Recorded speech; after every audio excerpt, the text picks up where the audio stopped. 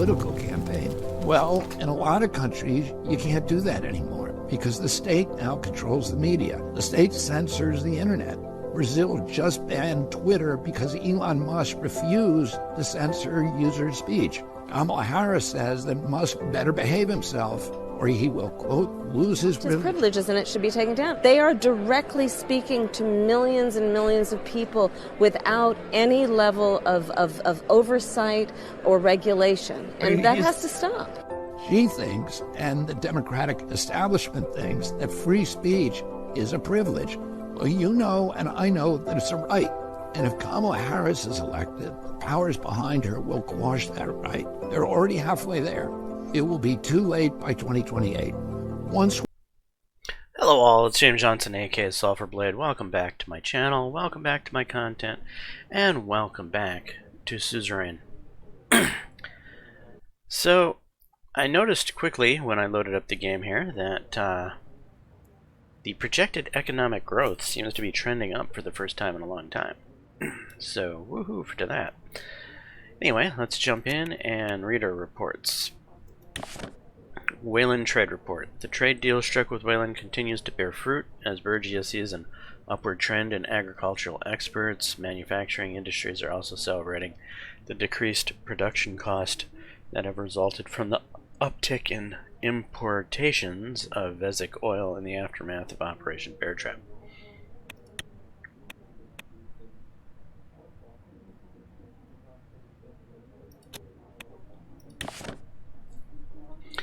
As in the rest of Swordland, workers in Gelsord are bearing the brunt of the recession. The manufacturing sector has been hit particularly hard as a record number of factory workers filed for unemployment over the past month.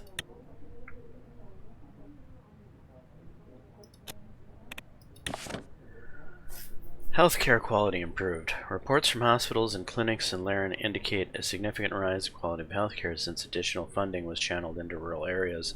Mortality rates appear to be decreasing while patients are reporting a higher level of trust in physicians and medical facilities.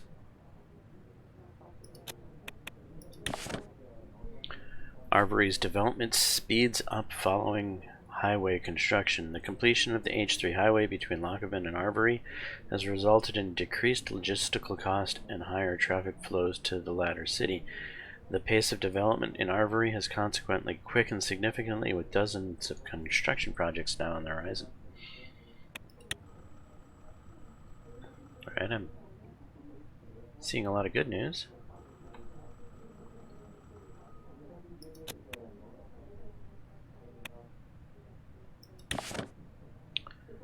Currency loses value against Arcasian lira.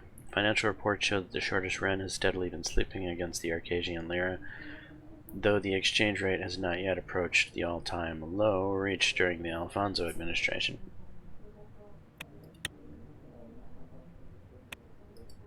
What's in the news? Isolated polio cases seen in Bergia. Several villages in Bergia have been safely placed under quarantine. After a few polio cases were diagnosed in the region, the outbreak is largely confined to Wayland, and there is little chance of further infections occurring in Swordland. Even if there was, the disease's most notorious symptoms, paralysis, is only seen in a minute percentage of cases, and there is no need to alter the Swordish way of life, as Health Minister Pascal Benawal has suggested with his vaccination program in order to prevent its spread. Wait, what? Polio cases explode in Bergia. Concerning news from Bergia, several cases of polio have recently been diagnosed in the region. The outbreak, thought to have originated across the border in Valen, is currently confined to just a few villages, which are now under strict quarantine. However, Health Minister Pascal Benawal has called for swift action, including countrywide vaccination, to prevent the case numbers from multiplying. We concur that this disease, which is known to cause paralysis in severe cases, is a serious threat and must be contained at all cost. Okay, so we went from 1 to 1. That's a very different headline. Rain will visit both Vauxland and Lesbia for trade deal. President Rain has scheduled visits to both Lesbia and Vauxland to discuss possible trade deals with the leaders of both countries. It's unclear what the goal of these trade talks will be, although some insiders speculate that Rain is hoping to gather allies in anticipation of an eventual confrontation with Romsburg. What is clear is that it will be hard to negotiate with both Vauxland and Lesbia simultaneously without choosing sides between either Arcasia or United Cortana.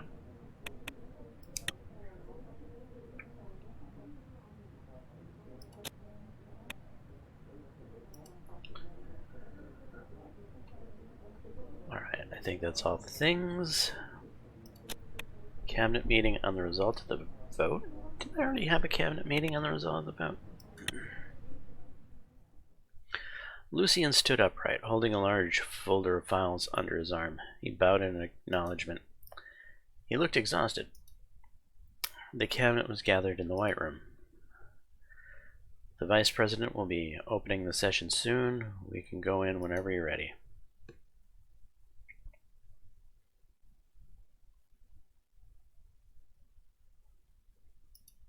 Thank you, Lucian. You look tired. How are you holding up? It's nothing, sir. I'm ready and able as always.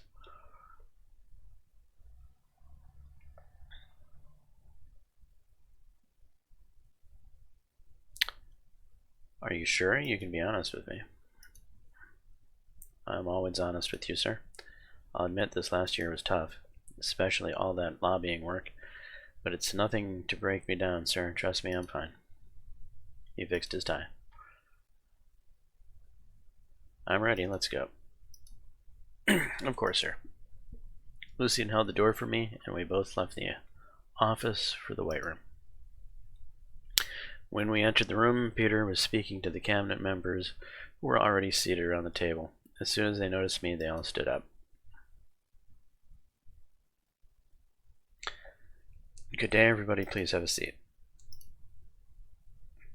Peter turned towards me. Everybody except him took their seats. He stood right next to my chair in the middle. And here's our president. He held out my chair for me to sit down and smiled. Please. I sat down.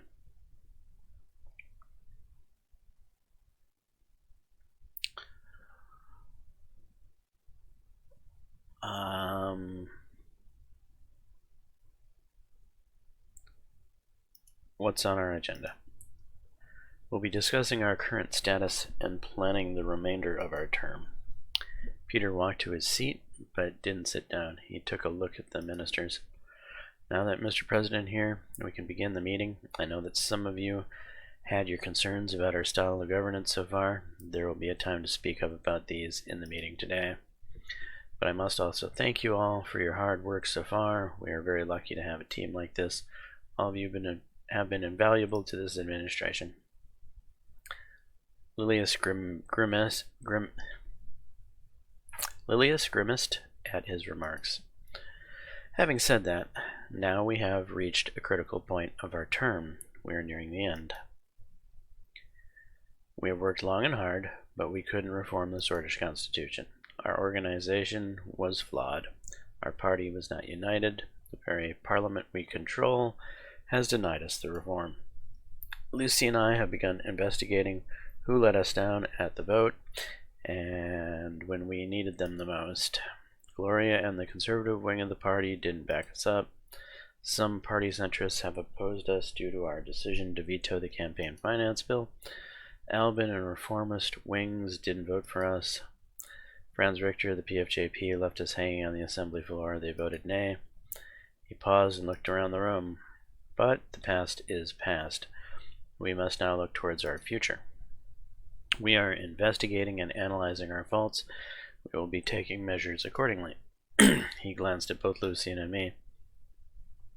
Our party still remains divided. In order to look at the future, we may need to make some changes. On the other hand, the opposition is exploiting our failure to reform. The latest poll shows a steep increase in the opposition's support. So let's start the meeting with a brief look at some reports. He fumbled with the stack of papers in front of him. With the latest developments, we have seen an enormous decrease in our popularity. The public opinion about our party is at an all-time low. He took out a piece of paper from the stack and inspected it. A major concern of the people is the state of our economy. We are still plagued by the recession. This will have dire consequences for our administration. We mustn't lose hope and give it our best. Swordland needs us more than ever. Peter turned to me. We'll give the word to the president now. He sat down.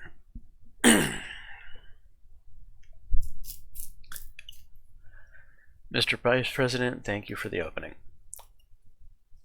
Everyone's eyes were focused on me.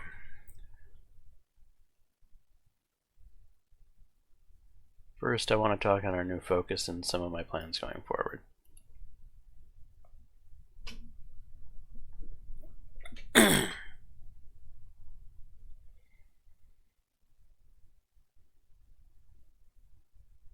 The state of our economy is very concerning. It must be our focus to achieve quick economic development. Simon nodded in agreement.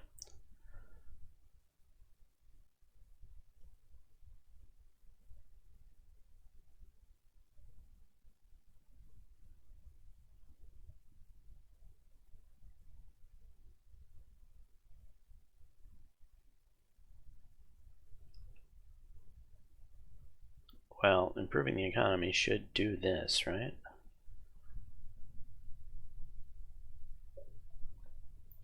We can't get elected if we do not improve the economy. If there are no comments, let's move on with the meeting. Next, I want to hear brief reports from each ministry. Peter gestured at Simon as he immediately stood up. Mr. President, dear colleagues, Mr. Vice President was pretty on point with his summary of the current economic status. The recession is still our #1 concern. This year we have seen 10% decrease in our GDP, a shocking number. Thanks to our balanced budget, we are expecting a slight increase in our national debt at the end of the term. If my economic projections hold up along with the current trends, of course. On the other hand, unemployment has seen no positive changes. On the contrary, there has been an increase in joblessness. It is now at 18%. Excuse me, this is a bad indicator. Thousands lost their jobs.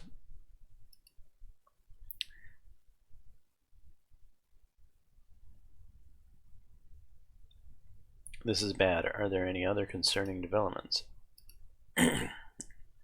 Well, I don't want to get into too much detail right now, but I have to say that sadly our first infrastructure project has not resulted in much growth yet.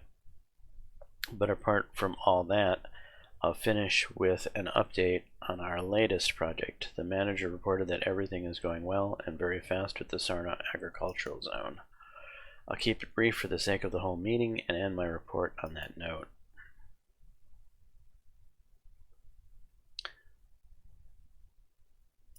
Thank you, Mr. Hall. Gus stood up as soon as Simon sat down. I will also keep it very brief, Mr. President. The trade deal with Velen increased our agricultural exports from the Bergia region. Our farmers are still suffering. Our ministry did its best by giving out subsidies to local farmers, but our agricultural production remains the same. That will be all. That was it.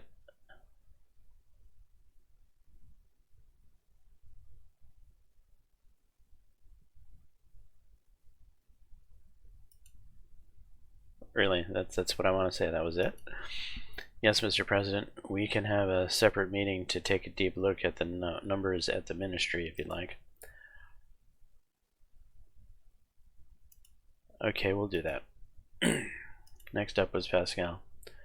Mr. President, our state facilities require immediate attention. We are experiencing long lines in front of hospitals everywhere. We are also currently investigating some reports of a small polio outbreak around the village called Hamir. I believe we can get into more details in our policy meeting soon.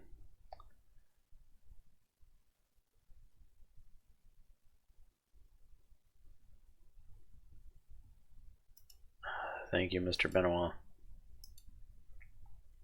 The Ministry of Defense has a very important report regarding the situation with Romsburg. The investigation showed that Romsburg was in fact weaponizing rebels against our state. We have learned that they have been aiding the bloodish rebels in Velen too. Our military must stand ready for any possible attack coming from Romsburg. We have gathered intelligence regarding their military research and production. They are building a massive army. Our military forces don't have the budget to prepare against such a force. We cannot let them threaten us like this.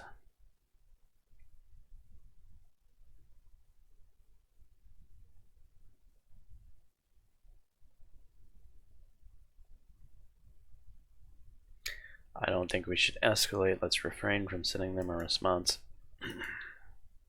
Of course, sir. David stood up. Mr. President, Perla and Helm have agreed to begin deal negotiations. We will be moving on with that very soon. Cooperation between Velen and Sorlin has increased to a new level. However, we are seeing its negative impact with Lesbia. The region is very unstable. With the incidents at Romsburg, Velen, and Helgeland, we must be very cautious. We can talk in more detail at our foreign policy meeting. Thank you, Mr. Whiskey. Our ministry is working day and night to improve our education system and increase its accessibility. We have since greatly improved our rural education, building new schools and bringing new equipment and books. We have accomplished a lot with our new curriculum. Our reforms will be greatly improving our output as a society. Lilius suddenly stood up. Mr. President, there's an important report from our intelligence officers. We have disrupted the radio signals of several active Bloodish Freedom Front militants in Bergia. There seems to be some sort of preparation going on. Our policy is also under pressure from the people beginning to protest again. We might need to implement some new measures soon. We will provide you with a more detailed report at a later date. Unfortunately, after the departure of Governor Braun, the situation in the special zone had barely changed. Despite not following the extreme policies of his predecessor, Governor Kroll is continuing with discriminatory policies against the Bloods in Bergia. I'm afraid if this continues, we will have a major problem in our hands. The reports of the BFF organizing its forces is very concerning. Luckily, I have some good news about the abolishment of the Bergia Special Zone. Apart from a few small details, the project is ready to be implemented. We can get rid of the governor soon. I will send the final documents to you to sign soon, Mr. President.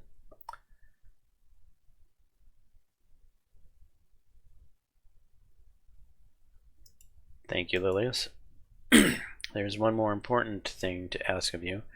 I'd like to transfer the Gendarmerie under the Ministry of Interior to improve the internal security efforts.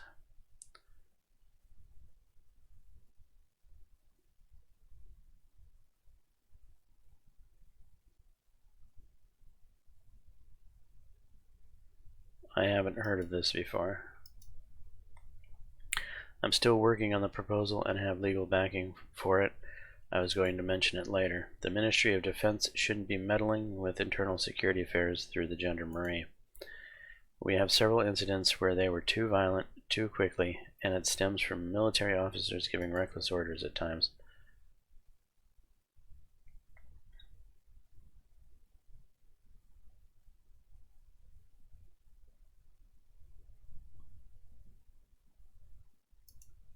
The military is always a little too harsh, and it results in more unrest. Our police forces are trained to remain calm and suppress protests. Will you transfer the Gendarmerie to the Interior in the future?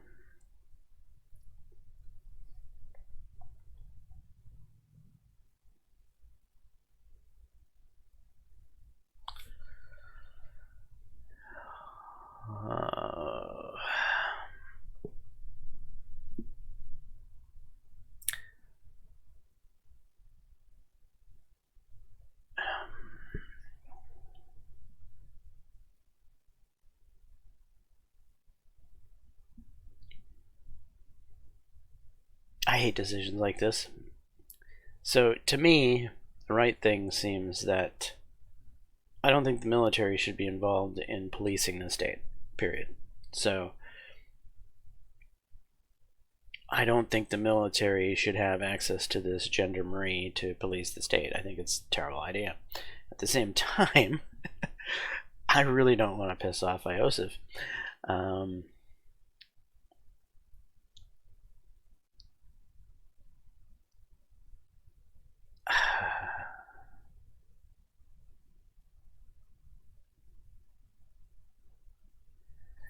Alright, I'll support you in the Gendarmerie Authority transfer. Now it's your turn.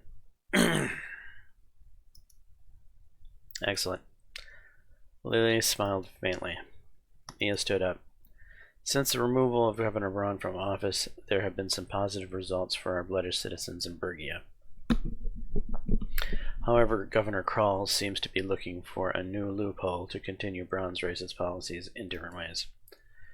Mr. Urson gained a lot of popularity for his fight against Governor Braun and is now leading a peaceful ground movement against Governor Krall. According to the court ruling, Governor Krall cannot resume Felix Braun's oppressive policies, but with Mr. Hawker leading the court, finding loopholes may still be a possibility. Can I harness this Mr. Urson's popularity? Can I don't know, add him to my administration? Utilize him in some way? I'm afraid if Mr. Krall retains his position for long, we may see tensions rise again.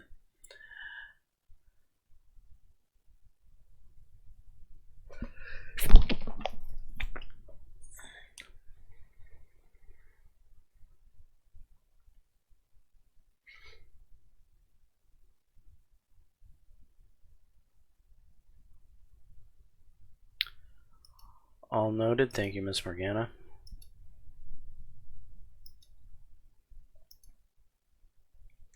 One by one, my ministers packed up and left the White Room. I followed suit and headed to my office. The last 2.5 years had gone by so fast.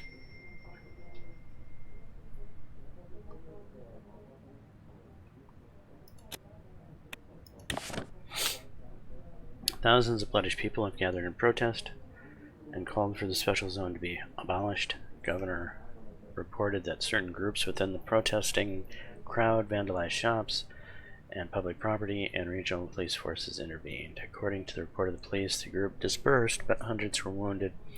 The police are also said to have found 11 illegal Rombergian-made pistols in the crowd.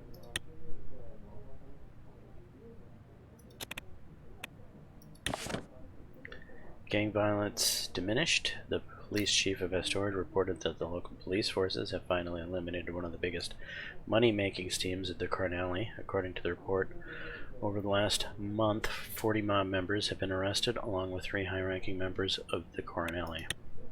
Excellent.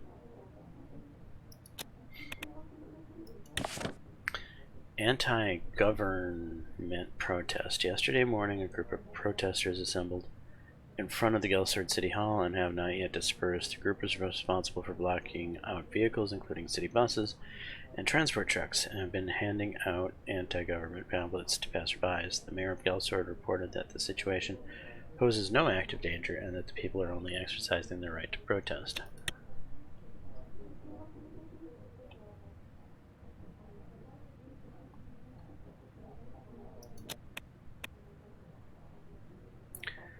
Address to the nation speech. Oh, this should be good.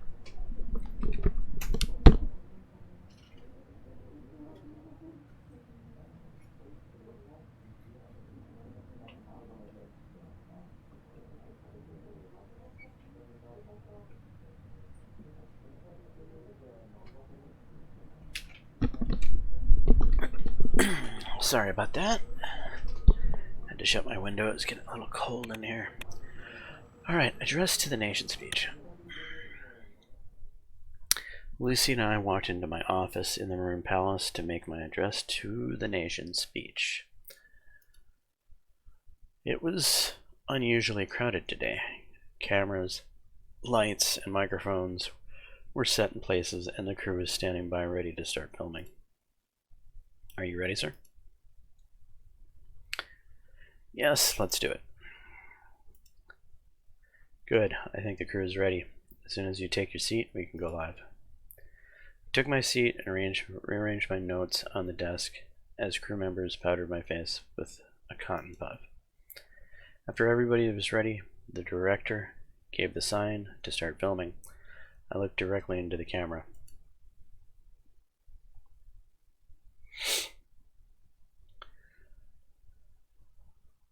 My fellow swords.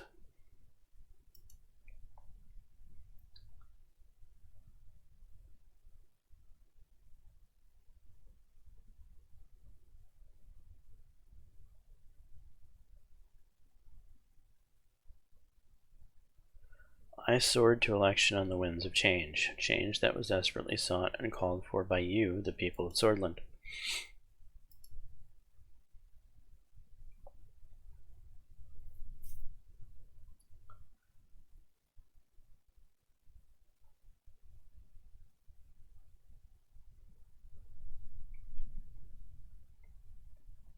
I began my term with one goal, to transform Swordland into a modern democracy.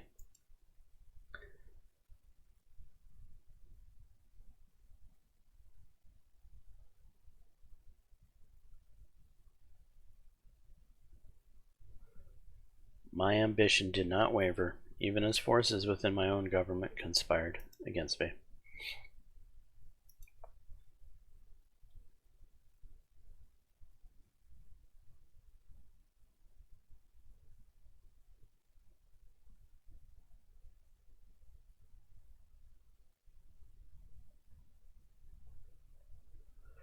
The Assembly could not conceive of a Swordland in which minority voices were represented and amplified.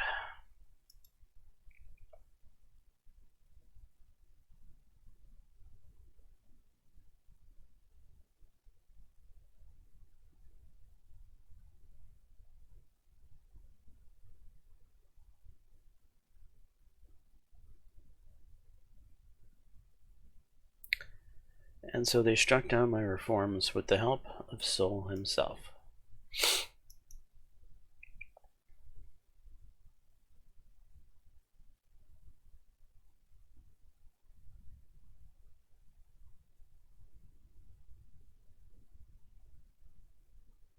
But I will tell you this, I am not done fighting for you.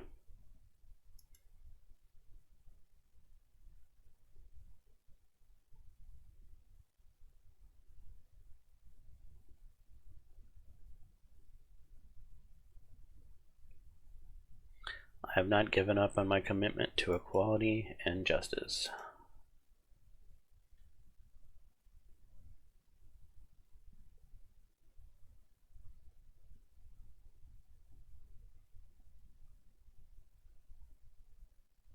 Oh, this could cause problems in certain negotiations. But I do want to align more to the west.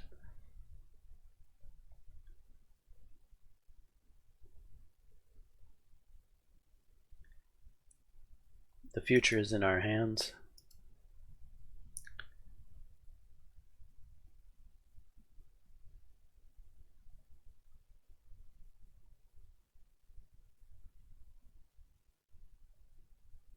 With or without the Assembly's support, there is no end to what we can achieve.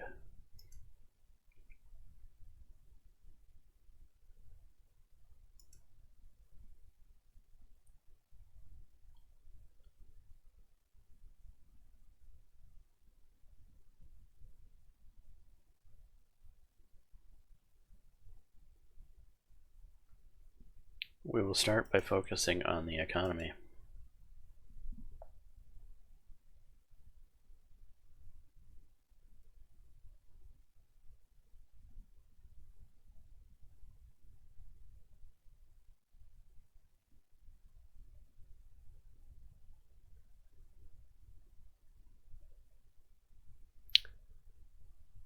I'd like to go with my wife and children.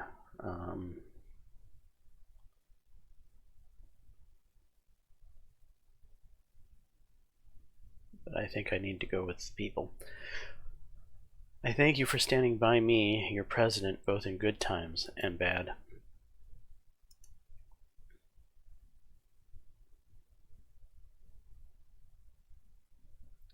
a Morgana West Core Vectorn Sys die.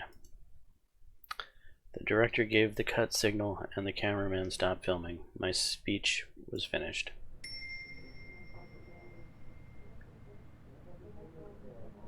Alright, how will that speech play out? We're about to see. Revelations.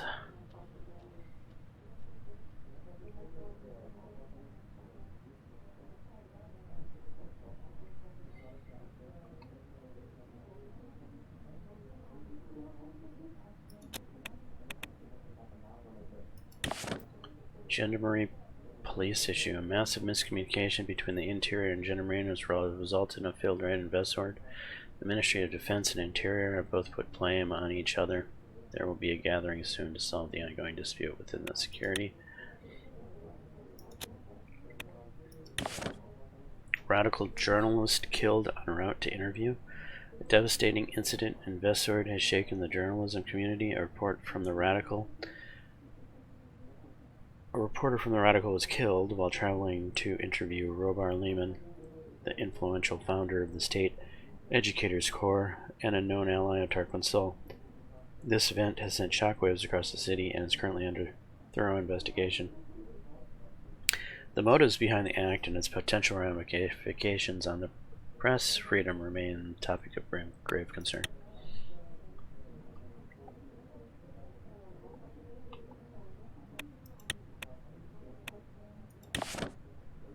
Queen demands reparations for 15-day war.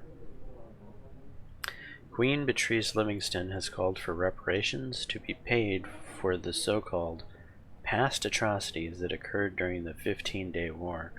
Rumsberg demands that the price of past wrongdoings must be paid if a path to peace is to open between the two nations. The Ministry of Foreign Affairs is analyzing the situation and coming up with a plan of action.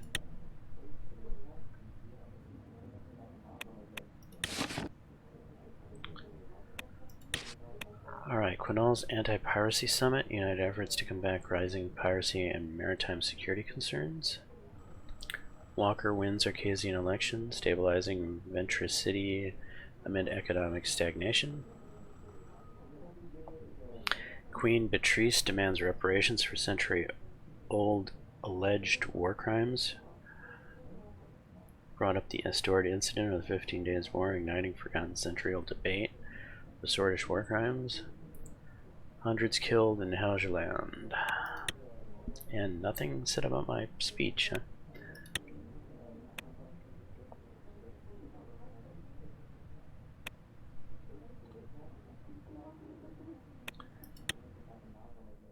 It was a cloudy, rainy day in Holsord.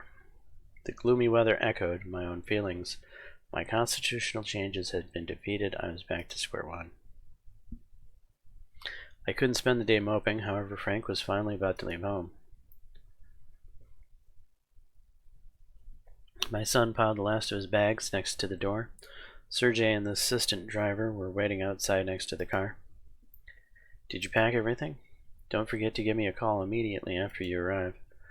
I will, I'm all packed. Monica helped him put his backpack on while Sergey started carrying the luggage to the car. I made you a sack lunch. I'll get it from the kitchen. She dashed down the hall. Frank and I turned to face each other in the doorway. So I guess this is it.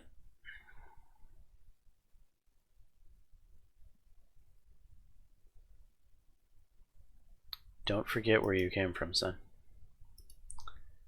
How could I? I'm the president's son. Frank shifted his weight nervously.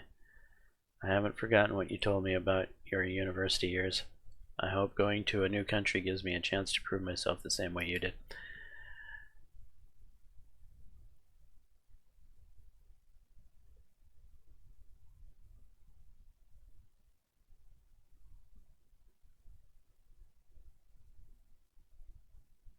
You don't have to prove yourself to anyone, especially not me. Frank smiled. All right, Dan. At that moment, Deanna rushed to the door. Frank, I'm gonna miss you. I'll miss you too. Don't forget, you've got to give Mom and Dad an extra hard time for both of us now. Deanna nodded. Okay. Frank picked up his sister and gave her a big hug. Monica appeared in the doorway, holding a paper bag. I cut the crust off the sandwiches just the way you used to like. I'm not a kid anymore, Mom. Can't a mother pretend? Oh, Frank.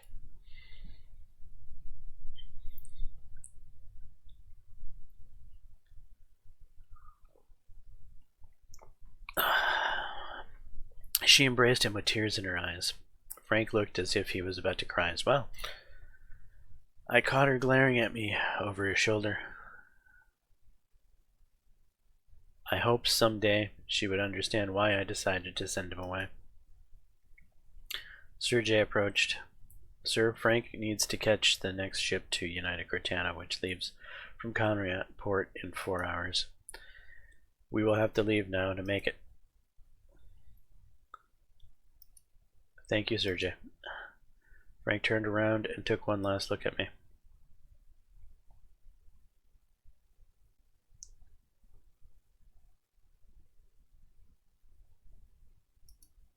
Good luck.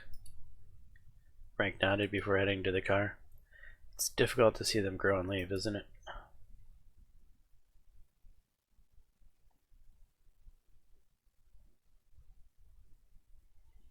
It's time for him to find himself in the world. He will. We all did, after all. Being exposed to a different culture, different beliefs, it changes a man. I think it will be a liberating experience for him. It's never easy for boys to live in the shadow of their fathers. And it must be even harder when one's father is Anton Rain, a great man like you, casts a very long shadow.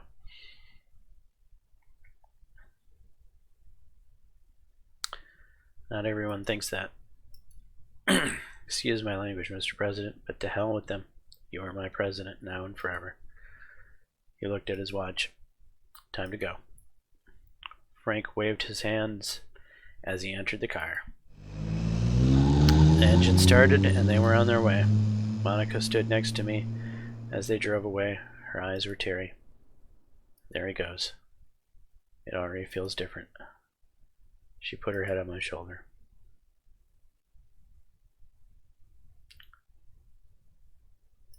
Struck her hair.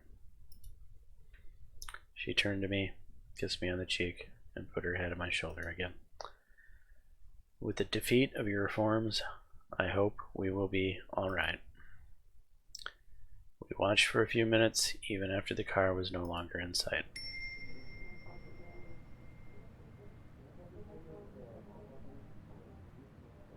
I got personal wealth from somewhere.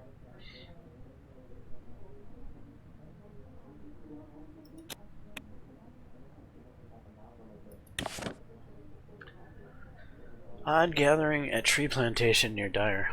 A gathering of 9,000 to 10,000 individuals was spotted in the tree plantation near Dyer. The first reports indicate that they are currently peaceful. More reports indicate that they are playing music until dawn and handing flowers to the police units and security members deployed in the area. A few of them were put under arrest for public nudity. We are unsure how to proceed, and we will keep watching their movements.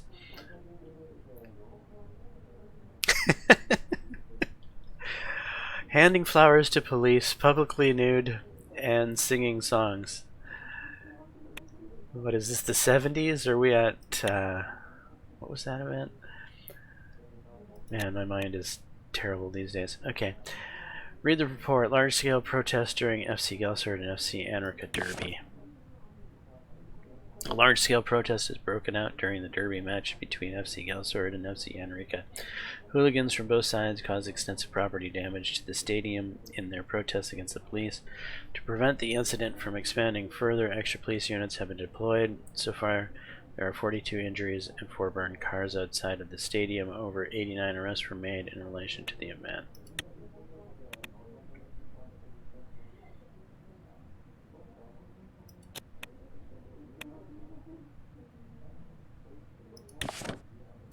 Intelligence report. Vogsland might be preparing for a major invasion. Military intelligence has reported a massive buildup of landing vehicles and Navy ships at the port of Wilburn on Vogsland. Our agents are suspecting a massive naval military invasion of Helgeland or Agnolia in the future. It is not fully confirmed, as the buildup could be a mock-up exercise to divert eyes from elsewhere. Our covert agents will monitor the situation on the ground for as long as possible.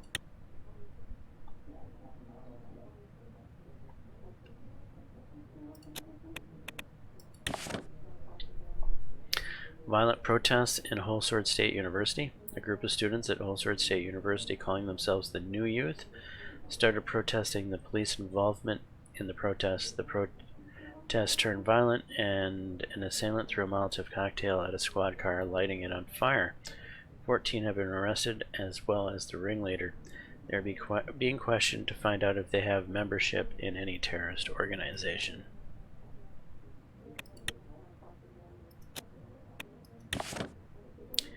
Presidential salary increase. The Grand National Assembly discussed and passed a new law increasing the yearly salaries of elected officials, including that of the President of Swordland. That's where the money came from.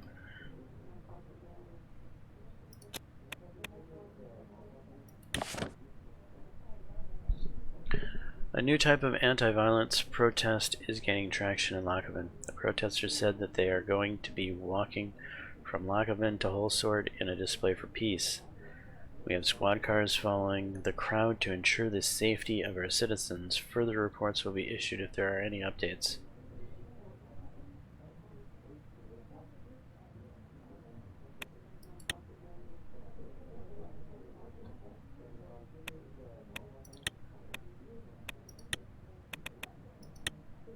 Alright, Ministry of Defense and Interior are currently engaged in legal disputes over the Gendarmerie.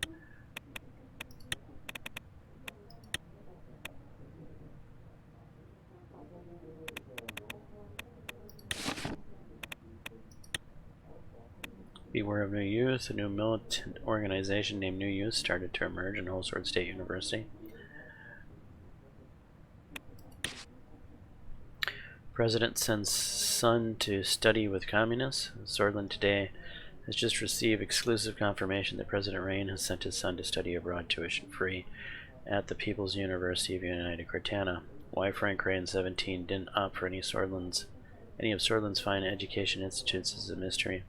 This could be a further indication of the president's socialist leanings, or if rumors of Rain's junior's abysmal low exam score are to be believed, a last resort option for poor Frank. Summer of Love has begun amidst the rising unrest. A large group overtook a small farm near Dare called Treestock Farm. Oh, Jesus. Woodstock. Treestock, okay. They are from every corner of our society. Students, lawyers, actors, yada yada. Okay. Walk for Peace. All these peaceful protests going on right now. Hegel condemns Helgeland governor and threatens intervention. Alright, what are our Gassam financial report? Or discuss the changes to the law. Alright, let's see Gassam's financial report. The highly anticipated reports from Gassam have arrived. Minister Simon Hall and Gus Manager underline the significance of this document as it outlines the return on our state-held shares, thus reflecting the recent performance of one of the nation's pivotal economic energy drivers. The Treasury will receive a transaction if there are positive returns. Low returns plus one government budget, or the state doesn't need profits.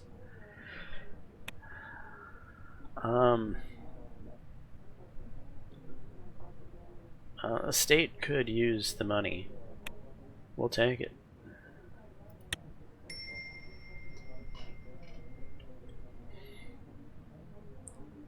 More money to work with for other things. What's this news here? Gassam profits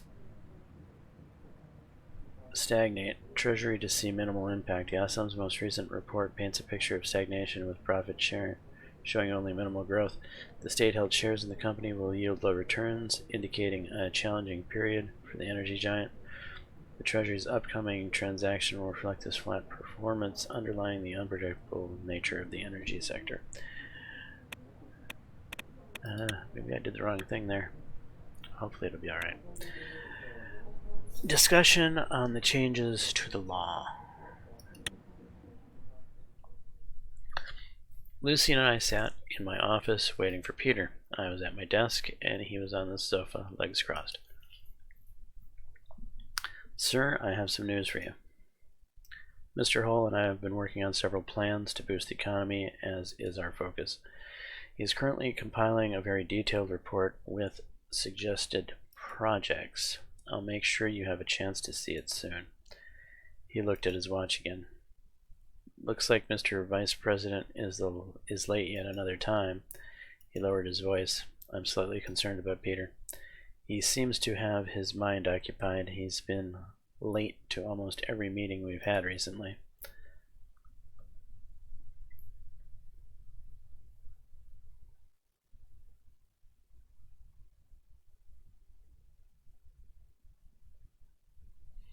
I noticed it too. I need to talk to him in private sometime. Suddenly there was a knock on the door. It was Peter. He walked inside with files in both hands. Gentlemen.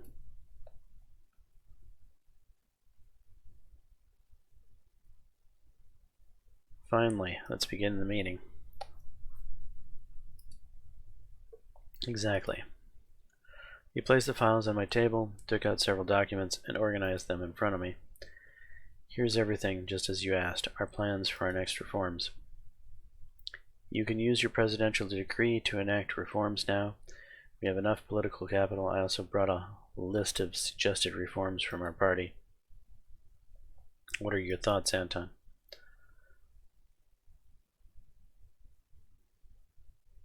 I have a few ideas myself. Do I? I took a look at the documents. You can select up to 3 degrees to enact.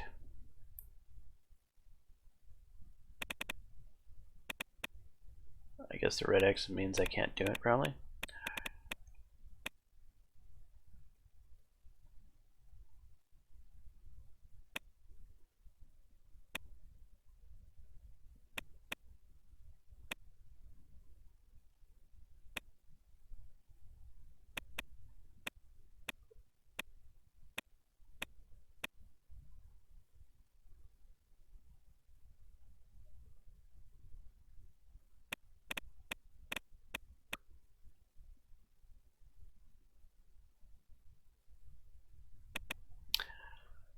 Well, I definitely want to abolish the special zone of Bergia.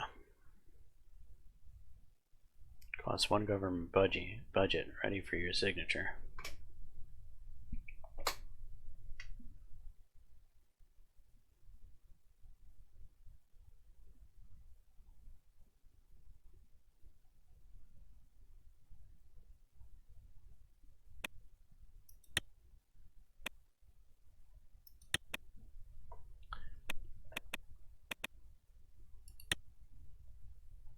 Amnesty for all Civil-era political prisoners. The political persecution of the post-Civil War era left thousands of prisoners waiting for their life sentences in prison like Antal Rook. Presidential pardon decree for all political prisoners would see arbitrarily persecuted activists and thought leaders regain their freedom.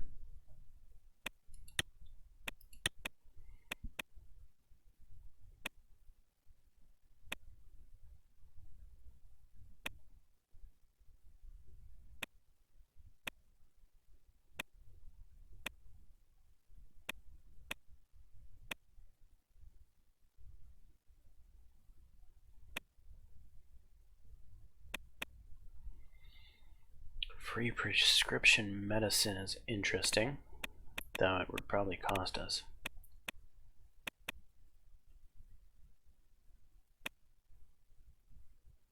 What is this about? Trade and commerce in Swordland has few regulatory measures, resulting in unfair competition at times.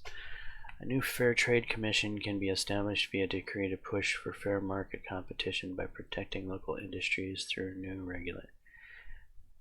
regulations.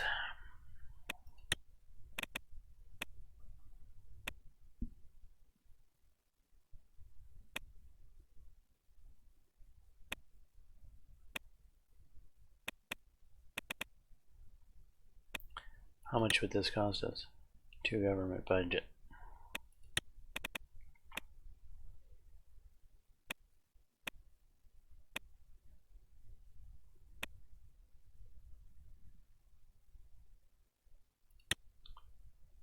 One government budget. Swordland lacks technical and theoretical institutes for rural regions, causing people to migrate to cities for opportunities.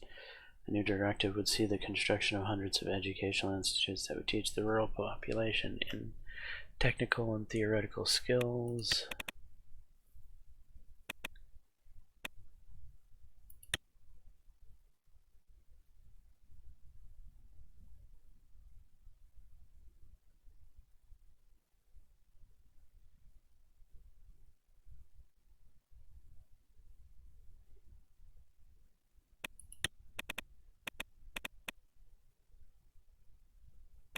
What is this tax?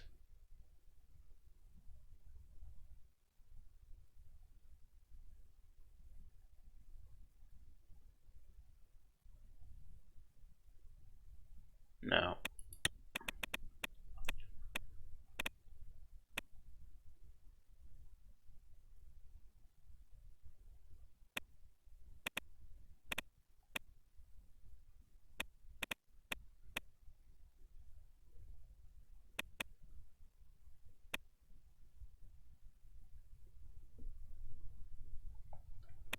I think this might cause more problems than it's worth.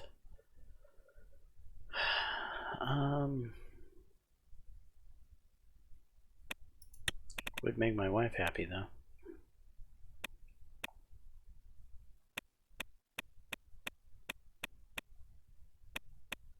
This one's a no-brainer. This one's we definitely need. It'll help lower the temperature in Bergia. Those two are the easy ones, right? The rest of these come with literal costs. I don't want to spend the money for the free prescription drugs. I don't want to spend the money on some of these other things. This doesn't cost any money, but it will cause us headaches. I think we're going to go with it.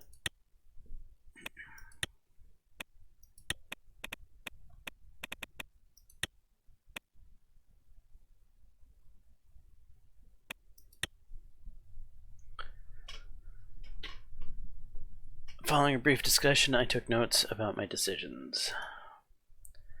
Approving the abolishment of the special zone could be the most major decision you've made today. No more governor of Bergia, just cities with mayors like everywhere else. Let's hope that makes the locals feel more like they're part of this country. Nobody but you could have done something like this, Anton. While the moderates of the Bloodish movement and regular citizens will likely be supportive of this, the Bloodish nationalist and the mainstream democratic freedom movement will be furious.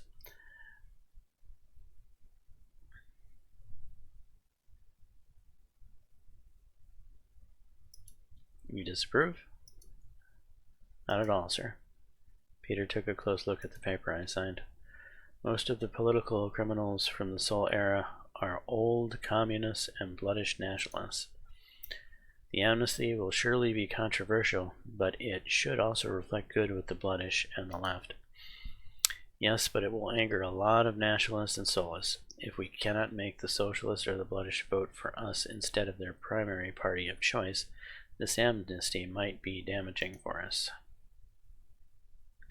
Looks like either Miss Walda or the First Lady had a huge influence on your other decisions. I think it was the First Lady, Peter. It's about time we went after equal rights for the ladies, if only because all those women marches are starting to get annoying. This will, however, anger a lot of conservatives. Let us not forget the fact that the biggest bulk of our votes aren't social liberals. This is a risky move right before the election. Half of our country is women, Lucian. Yes, but how many of them actively involved with these demands for change? It is a mistake to make generalizations because of a vocal minority. But let's move on.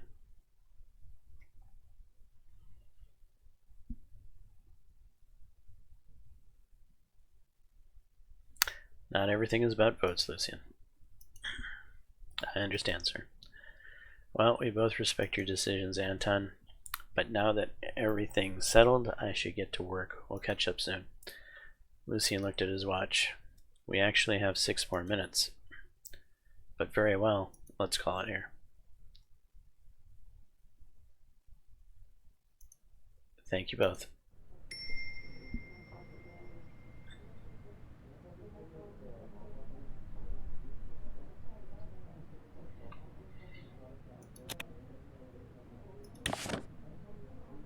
Special Zone of Bergia abolished. The Special Zone of Bergia has been officially abolished, and the new structure is currently being implemented with speed under the new framework. Bergia will be aligned with the standard regional structure observed throughout Swordland, bringing it under the direct jurisdiction of the Ministry of Interior. As part of this restructuring, the position of governor, currently held by Herbert Krull, has been abolished, resulting in his dismissal from duty. In the next local elections, the residents will have the opportunity to elect their own mayors and municipal representatives for each city in the region.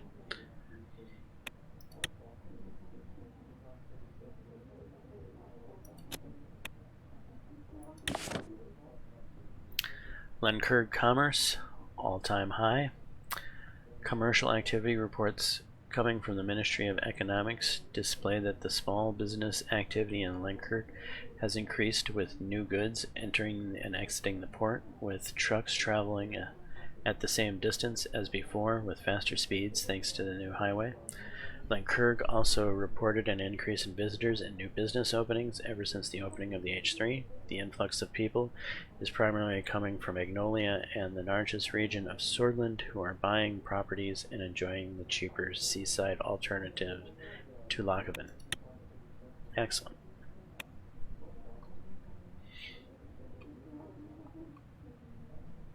Alright, what's in the news right now? Unity with Bergia. This week, with the approval of President Rain, Minister Lilius Graf's plan to abolish the Special Zone has become a reality. The decision to abolish the Special Zone of Bergia and align it with the standard regional structure is a significant step towards promoting unity and achieve the dream of Tarquin's soul in our great nation. The move to bring Bergia under the direct jurisdiction of the Ministry of Interior will ensure a consistent administrative framework throughout Swordland. We congratulate the previous governors for their service in fighting terrorism in Bergia and finally bringing it into the state of today, where it can join Swordland as an equal part. The abolishment of the governor position signals a fresh start for the region, allowing for renewed focus on local governance and the democratic voice of the residents. The upcoming local election will provide an opportunity for the people of Bergia to exercise their right to choose their own mayors and municipal representatives, further strengthening the bond between government and its citizens. That's the hope, anyway. Rain shatters Swordish school tradition. Taking advantage of the full scope of his new presidential powers, Antoine Rain single-handedly sounded the death knell for Swordland's traditional public school system by mandating equality among male and female students. We believe this will result in generations of Swordish women who have no clue how to darn socks or bake their husband's pie, but who do have their heads filled with useless numbers and figures. The women's livers must be thrilled, but we at the Post fear for the future of our country.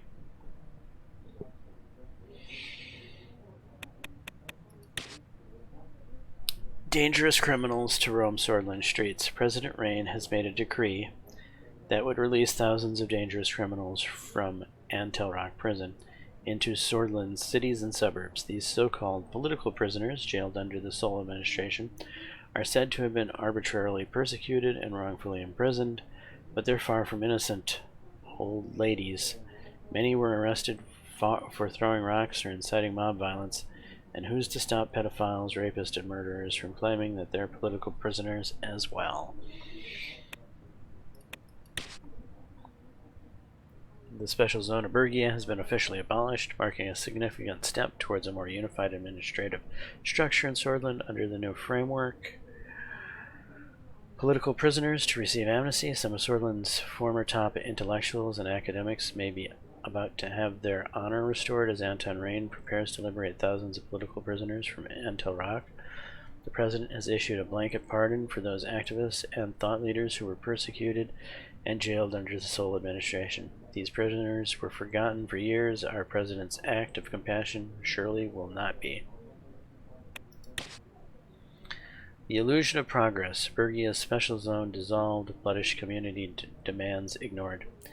In a cunning display of political maneuvering, the Swordish government has dissolved the special zone of Bergia, effectively shifting power from the oppressive Governor Krall to the equally domineering Interior Ministry.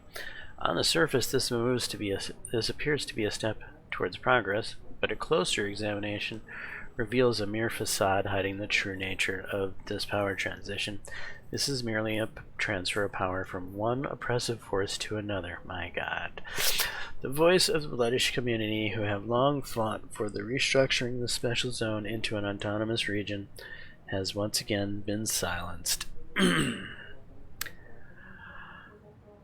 Rain makes decree for gender equality. It took using his near unlimited presidential powers to be able to do it, but Anton Rain finally made strides towards closing the gender gap in Swordland's notoriously antiquated education system. As of today, girls in the country's public school must have access to the same classes and opportunities as boys. We still have a long way to go before women in this country are truly equal, but now that we know Rain can wave his hand and make these kinds of laws happen, we expect it's only a matter of time. We'll deal with the authoritarian implications later. Lol. Circling over Stallport. Patricio Alvarez, the Prime Minister of Lesbia, on his scheduled visit to the Republic of Agnolia to meet Prime Minister Van Horten, had failed to get off the plane when it landed on the Stallport International Airport. It is believed that he has been too drunk to get off the plane. Sorry. The assembled dignitaries waited at the airplane at the scheduled hour, but Alvarez's plane did not land. Airport officials reported that it was circling over Stallport. After circling for 2 hours, the plane landed, but Alvarez did not come out. Lesbian officials informed Van Horten that Alvarez was unwell and that the foreign minister would join the meeting instead.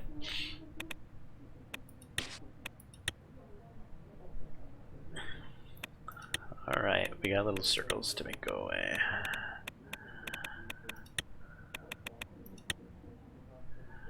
The issue of sexism in the workplace remains prevalent. In Swordland, the women often facing discrimination and receiving lower pay than their male counterparts. However, recent legislative efforts have aimed to address this inequality, offering legal protection to women who experience domestic violence.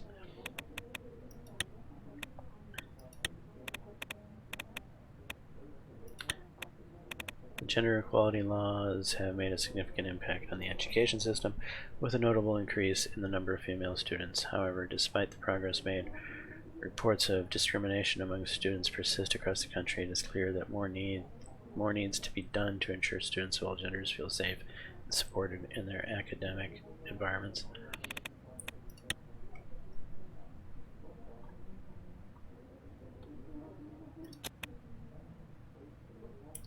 Trade talks with Lesbia. Trade talks with Vogsland.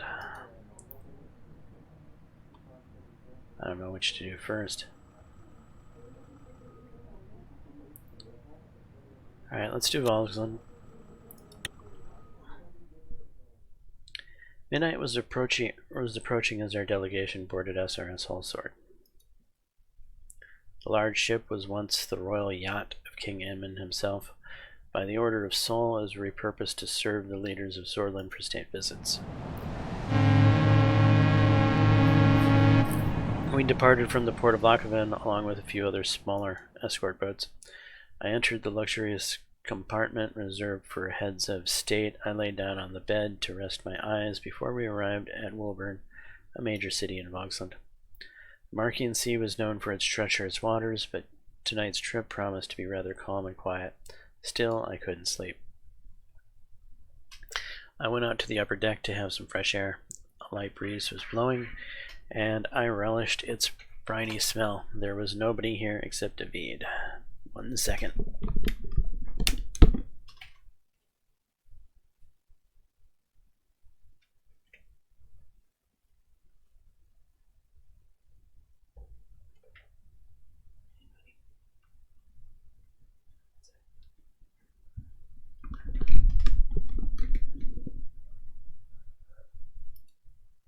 Okay, my foreign minister was leaning over a railing, gazing out at the inky waves.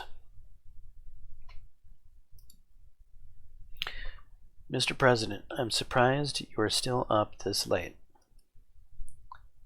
I can't sleep. I like taking night walks. I could say the same about you.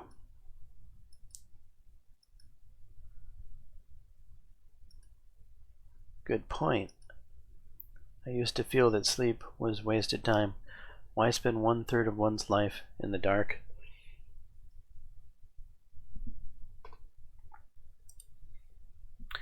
I rather appreciate it now, but there's still something special about being awake while the rest of the world has its eyes closed. Do you mind if I ask why you can't sleep?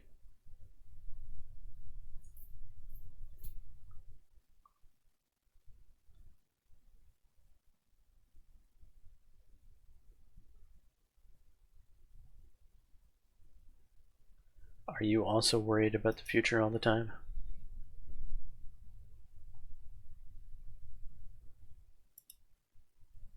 I'm an old man, Mr. President. I've been alive for over 70 years. I spent most of those years worrying about various things endlessly. What I realized in time was that worrying is simply a part of life. As mankind, we are forever gullible, always reaching out for what we don't have. That includes the choices we could have made and their results which will never come to pass.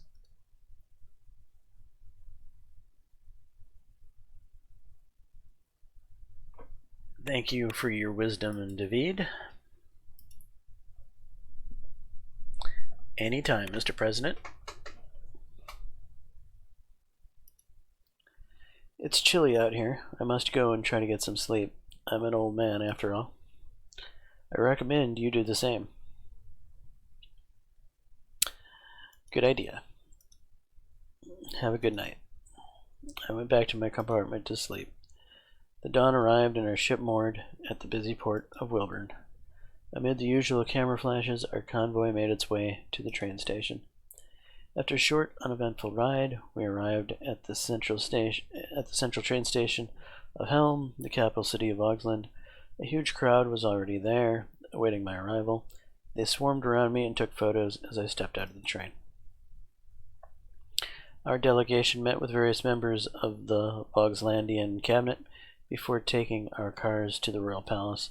The flags of Augsland and the CSP were waving next to the entrance. Assistants took my belongings and led me to the museum wing. It was there that I saw Chancellor Hegel. He was inspecting a very large painting on the wall. Chancellor Hegel.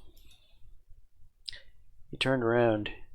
He was a man of small stature with a bald spot and a striking visage. His famous pipe was in his mouth. Hey, what about my famous pipe? He briefly scanned me from head to toe. We shook hands as he stared me down. Mr. Rain, welcome to Voxland. Thank you. He gestured towards the painting. This was made in 1776 by the famous Voxlandian painter Otto Kieburn. I looked at the painting. It must have been over 5 meters tall. It was a battle scene. On the left side, there were banners carried by Vogs, and on the right, swords. Countless spears formed a triangle at the center. The sky was red from blood. What do you think about it?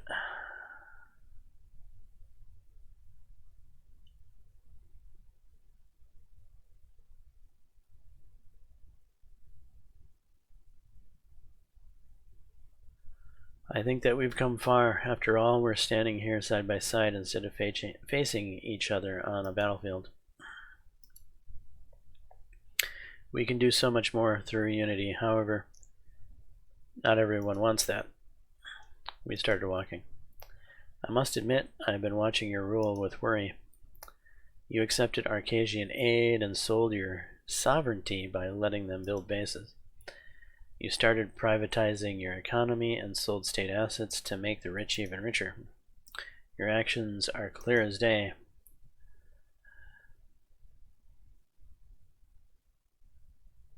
Chancellor Hegel, please, Swordland's concerns are Swordland's alone. Hegel frowned. I sincerely hope you understand that the world doesn't work that way anymore, Mr. Rain. Perhaps in the past, but not anymore. Listen, Mr. Rain. You've come here for a trade deal. Then let's talk about your deal, and we will call it a day.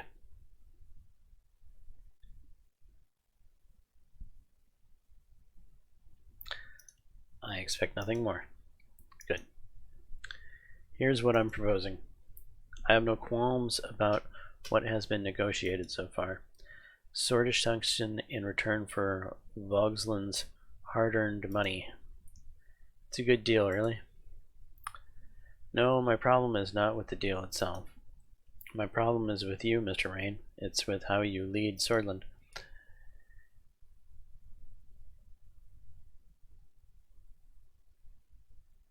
You don't have to like me to trade with Swordland. True, but I can certainly make your life harder. Let me tell you this, Mr. Rain. A trade deal between Vogsland and Swordland is possible.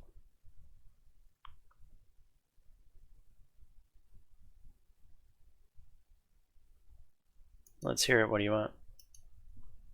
What I want is simple. Recognize Helgeland as Vogslandian territory, and I'm ready to come to the table.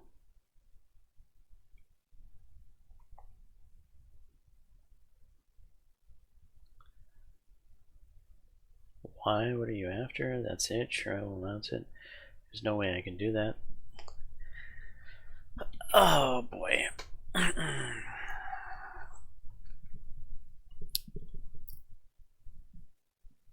So Agnolia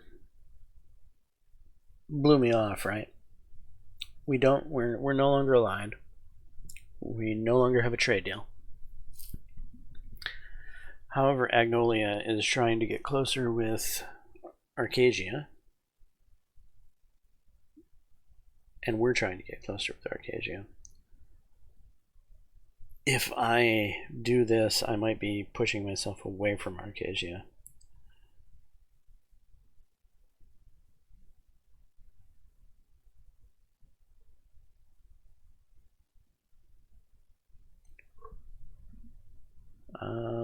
Why? What are you after? Is that a yes or no? I'm sorry, you're asking too much. Suit yourself. Have a safe trip back home, Mr. Rain. He turned around and walked away, leaving me alone in the empty hall of the royal palace. So I have a feeling both of these trade deals are going to go very much the way that one happened. So I'm having a feeling that my lesbian trade deal is going to be pointing at what I've done with Valen and be like, you're trading with Valen, you're trading with those terrorists over there, how can we trust you?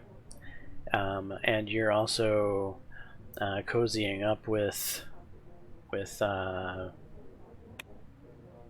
with Rizia, how can we trust you? So I think Lesbia is going to be just as problematic of a trade deal as Vogsland just was. Had we given them Aljaport, I think we would have hurt our chances with Arcasia, which I think we desperately need at this point because of Rumsford.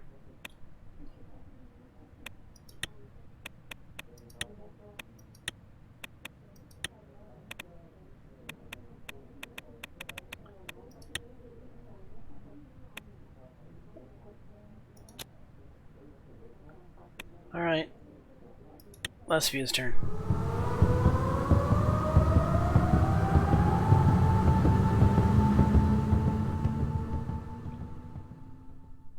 The maroon train slowly started to move. This train had been in service for many years. It had 9 locomotives with special quarters and an office. As the name implied, it was painted bright maroon. Among camera flashes and cheers, we departed from Holsword Central Train Station. Our destination was Perla, the capital of Lesbia. The historic route we were using was also called the Southern Express.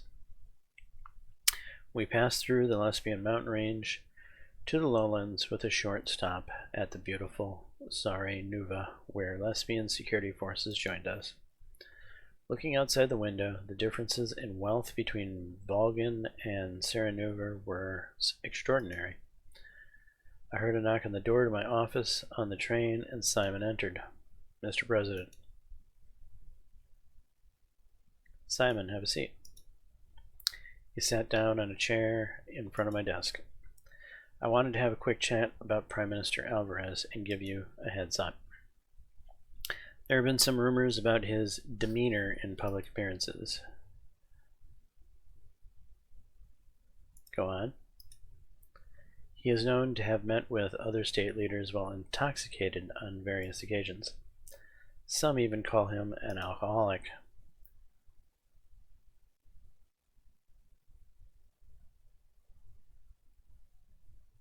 Is this something that could affect the trade deal? Honestly, I don't know. He handed me a newspaper. The headline was circling over Stallport. This happened just yesterday. Apparently he was so drunk that he couldn't get off the plane in a diplomatic visit. After this incident, some say he is unfit to serve, but I don't believe that at all.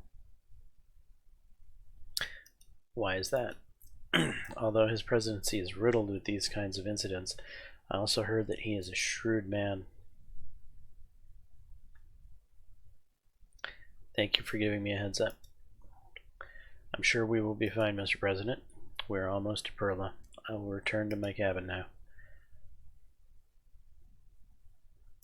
Very well. A few minutes later, with a long whistle, our train came to a stop. I waved to the crowd from the window. The crowds of reporters that flocked over were pushed away by the Lesbian security guards. We made our way to our cars, and the convoy began its short trip to the Yellow House. The Yellow House was situated at the very center of Perla, in the middle of a circular park that was off limits to regular citizens. The park was full of roses on small patches. The convoy came to a stop, and I made my way to the entrance. The assistants directed me to a room to wait for Prime Minister Alvarez. I sat in the exquisite room and looked up at the golden chandeliers. After 10 minutes, there was no sign of Prime Minister Alvarez. It was almost time for our meeting. My chair started to feel uncomfortable. I stood up and walked around to look at the various items in the room. A beautiful golden teapot piqued my interest. I started inspecting the teapot. While I was touching it, the handle broke off. I looked around. Thankfully, no one was in the room. Oh, Jesus. Can I rewind?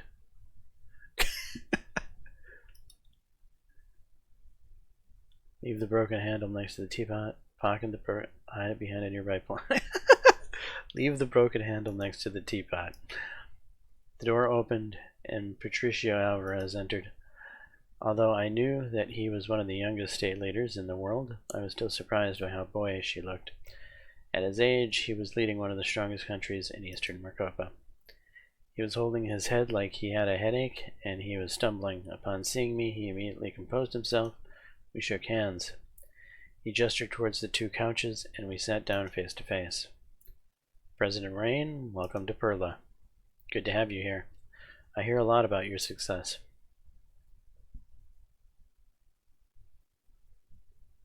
Thank you. It's good to be here, Mr. Alvarez. I hope you had a nice trip. I smelled the strong odor of alcohol. Don't say anything. Let's begin then. So you're here for the trade deal. What was it about again? Can you remind me?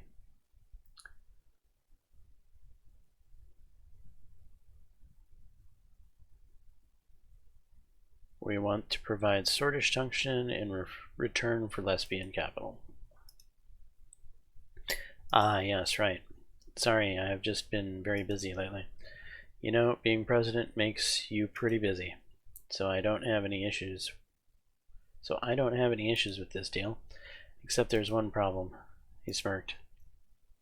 Valen, your decision to defend the border while Smolak committed war crimes diverted all those refugees here. Now we have a full-blown refugee crisis in Lesbia, which unfortunately means that the price has gone up, Mr. Rain.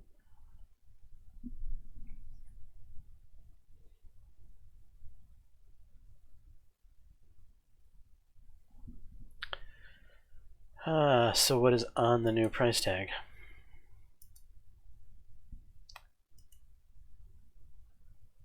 I want the only thing that anyone could possibly ever want out of Wayland.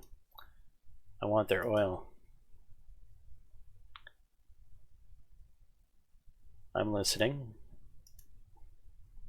A lot of oil from Wayland is passing through Swordland. And Swordish Petroleum owns most of the oil trade in Swordland. You see where I'm going with that? Yes, I do. I want you to sell me Swordish Petroleum or the deal is off.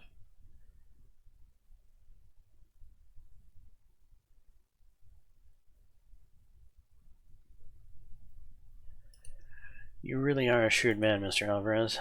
I will take that as a compliment.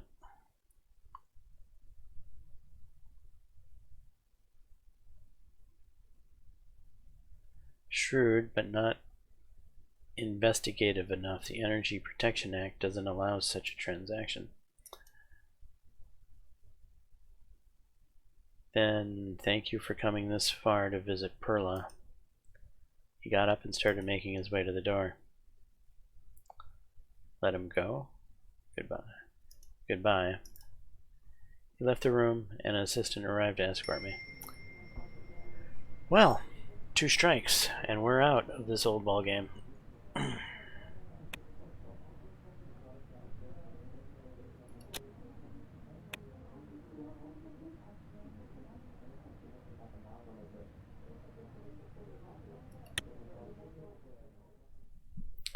It was a dark, chilly evening when Peter called and asked if we could meet.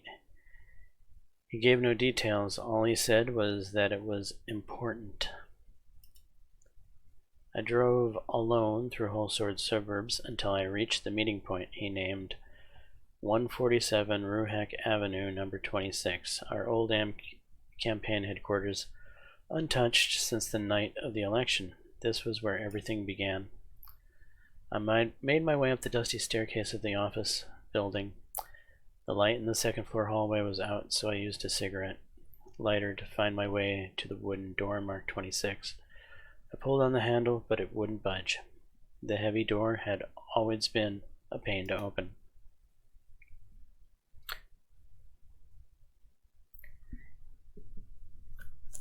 You know, didn't I change the EPA thing to 49%? I really couldn't have sold him any oil? I find that odd. That's bugging me, actually. Peter pushed on the door with all of his weight. It made a screeching sound as it opened.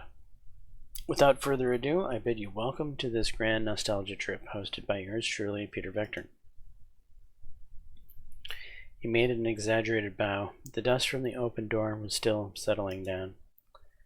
Feeling sentimental yet?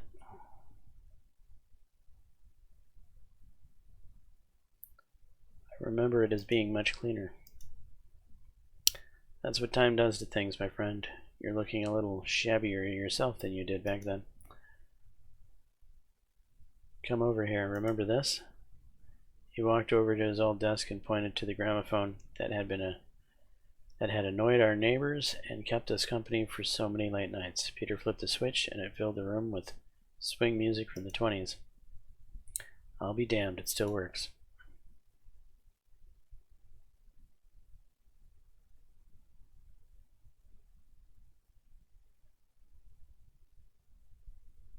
Are you going to tell me why we're here? In a bit. He put his hand under the desk and brought a bottle out. He took a swig out of it and passed the bottle to me. No, thank you. Come on, Anton, I insist. I'd rather not. Fine. Peter snapped his fingers to the music while going through the items in the room. It looked virtually unchanged since election night. Come on, have a look around, see if it doesn't bring back memories.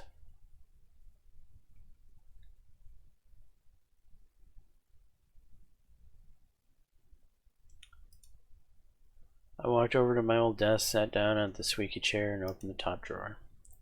Inside there were a few old coins, pencils, and sheets of paper. Underneath them, something caught my eye. It was a photo of me and Monica sitting under a tree. This must have been 10 to 15 years ago. We looked so young and so happy. Monica would love to see this. Nice find. Look at baby Anton. You didn't even have your iconic look.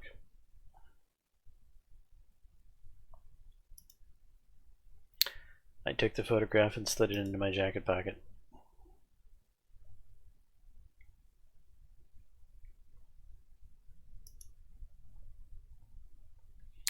I walked over to the tower of storage boxes and opened one of them. In one of the storage boxes I found a heavy object. Wrapped safely, I unwrapped it. It was an emerald-colored statue of a goat, the symbol of Swordland. I remembered that this was a gift from Brenda, one of the 53 election campaign assistants. It would look good on my desk in the palace. Brenda, Brenda, Brenda, always sucking up to you. And where did it get her? Seriously, where? I have no idea where she ended up. I lifted the storage box with the statue in it and put it near the door so I could take it on the way out. Enough going through old stuff, so let's talk. Yes, yes, all in good time. He gestured to the bottle he had in his hand. No, I'm good. He shrugged, took a very big gulp out of the bottle, and staggered to the side afterwards. I know you, Peter. What are you hiding? Nothing. Let's go up to the roof. The view was always amazing from there. We went up the stairs to the roof. The view was mesmerizing. The building of Holsword twinkled below us, while the stars shone bright in the sky. We sat and leaned back against a wall, taking it all in. Right as I was starting to get up, I heard a sobbing sound. I turned to Peter and saw tears streaming down his cheek.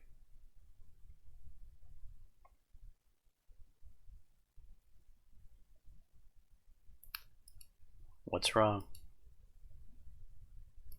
He wiped the tears away. I messed up, Anton. I messed up big time. Yeah, I know you did. Evelyn's leaving me. She wants a divorce.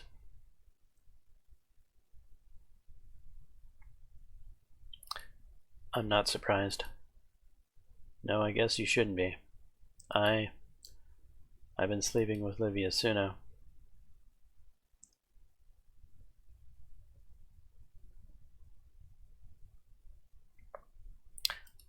I had a feeling about you two. We got careless, I know. I'm so sorry. It's just Evelyn hasn't been the same since she lost her job, and Livia was giving me sultry looks from the day I hired her. You were away, I was drunk, one thing led to another. But she's more than just a pretty girl, Anton. She's smart and kind, and I think we really connected.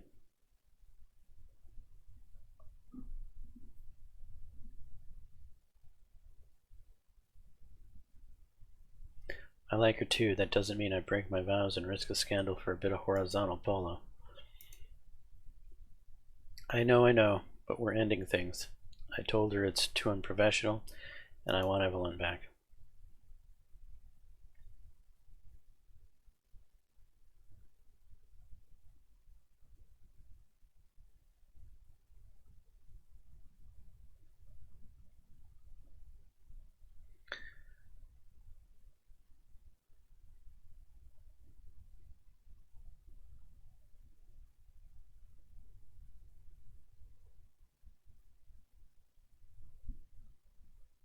Well, maybe I can speak to Evelyn and plead your case.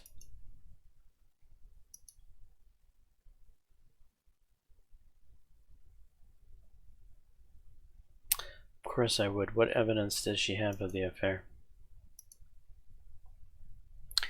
She wrote me a rather saucy note. I made the mistake of putting it in my pants pocket on laundry day.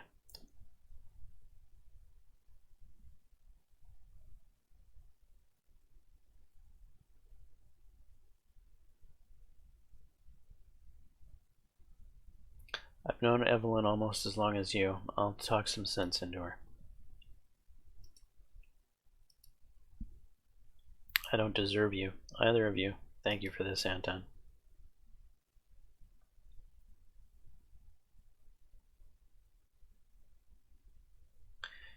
Anything for my best friend.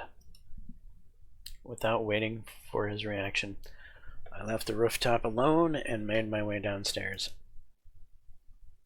On my way out, I grabbed my belongings and took one last look back at the office. It had been home to some happy memories for sure, but this visit had permanently cured me of nostalgia. As soon as I arrived home, I headed up to my study, sat down, and stared at the telephone.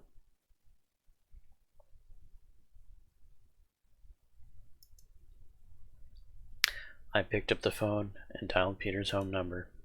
Evelyn answered after a few rings. Anton, it's late. Is everything all right? I told her what I knew about her, Peter, and Livia. Oh.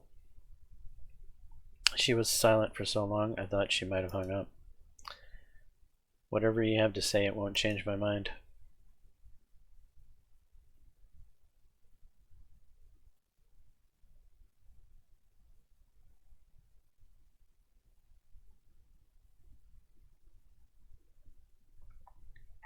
Peter still loves you. He was in tears when we talked. Do you know Peter at all? Really know him? Livia wasn't the first, and she won't be the last. There'll always be another beautiful young woman for him to prey on.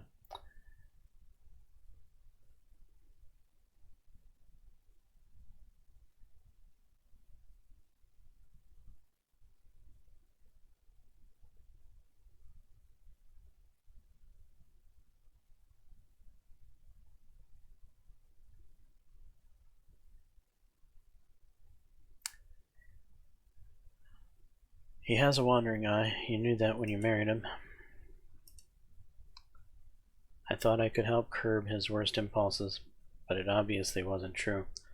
Look at whom he goes after. Secretaries, kitchen staff, aides. Remember Brenda? What do they have in common? When the vice president asks them for sex, they might lose their job if they refuse. I'd go to the media about it if it wasn't persona non grata at the Hallsort Post, and if there was a shred of chance I'd be taken seriously. But at the very least, I will no longer be an accomplice to his abuse of power, and frankly, Anton, neither should you. Evelyn hung up without waiting for me to respond. I took a minute to think over what she said. Call Lucien. Still holding the receiver, I dialed Lucien's number.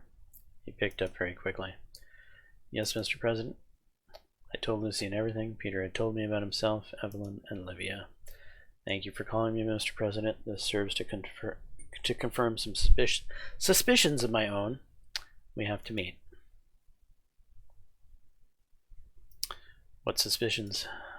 I'd rather discuss this in person tomorrow morning in your office, early, before either of the two arrive.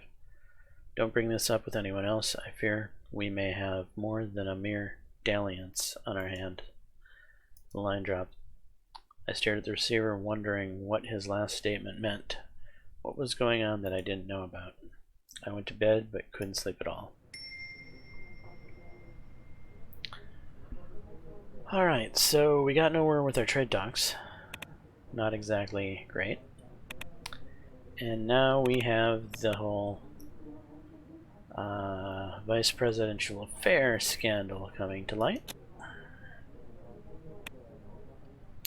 Read the report. National Business Council demands stimulus. The NBC leadership figures from both state and private sectors have brought forward requests for governmental stimulus initiatives in light of the budget surplus. The missed opportunities of growth and a lack of injection to drive an upward trend is being criticized. More economic intervention is requested to unlock a grander economic expansion in the near future and long-term future.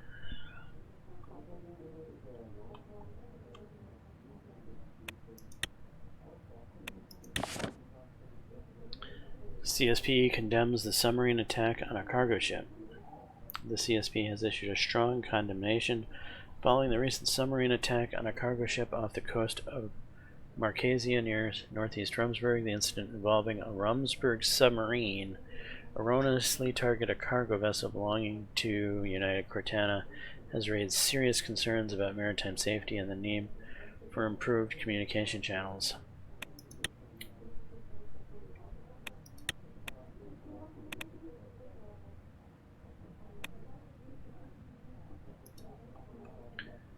Alright, anything else?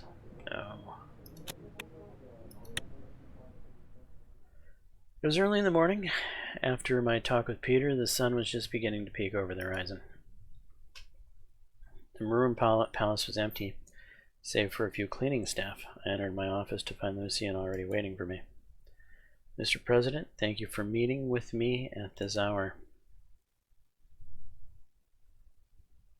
I couldn't sleep anyway. Very well, I'm pleased that you chose to call me after your conversation with Mr. Vector last night, although I was already aware of his illicit relationship with Miss Suna. Figured as much. You do know everything that goes on in the palace, after all. Lucien smiled. On its own, given Mr. Vector's established reputation as something of a playboy, the affair is unlikely to cause much damage. However, a more troubling possibility has been brought to light. From some time now, I have privately suspected the presence of an intelligence leak coming from within the Maroon Palace. I believe Miss Suno is our mole. She has been using her relationship with Mr. Vector to gather information.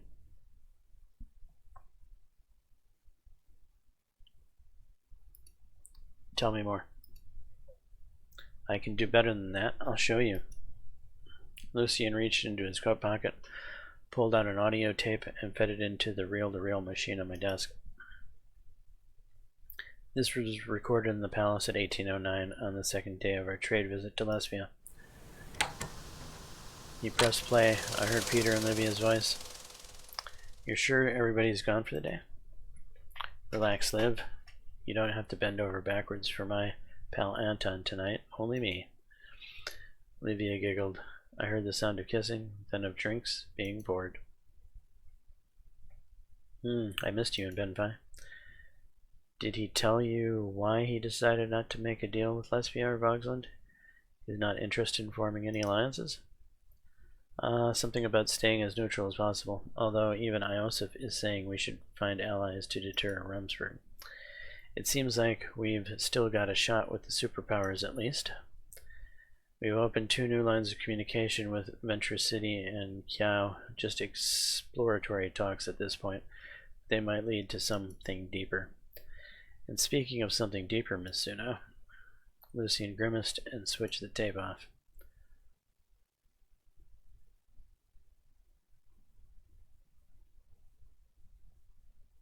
And then what happened?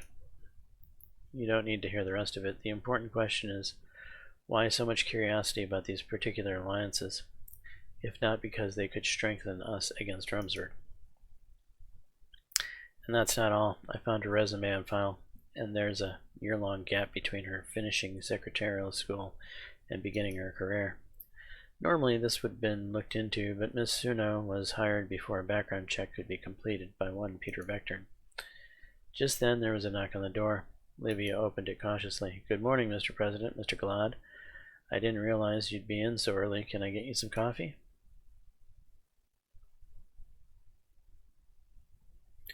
Coffee would be great, actually. Livia left to make coffee. A few minutes later she came back and served the coffee. "Please have a seat, Miss Suna." Livia sat. She looked puzzled. "Is something the matter?" "Enough pretending. Your secret is that." I'm not sure what you're talking about."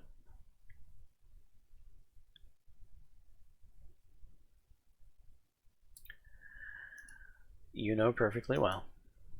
Livia buried her face in her hands. "I'm so sorry, Mr. President. I was foolish, and Peter was so nice to me, but it's over now. Nobody ever needs to know." "That's not what the President means, Miss Suno.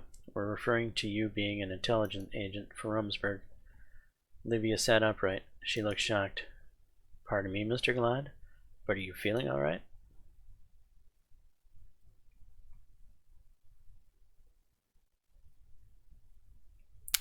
"Don't play dumb, Livia, if that's your real name." "Mr. President, I understand if you don't want to keep my job, but why smear me with outlandish accusations? Miss Suno, indulge me for a moment. What were you doing in the year 1951?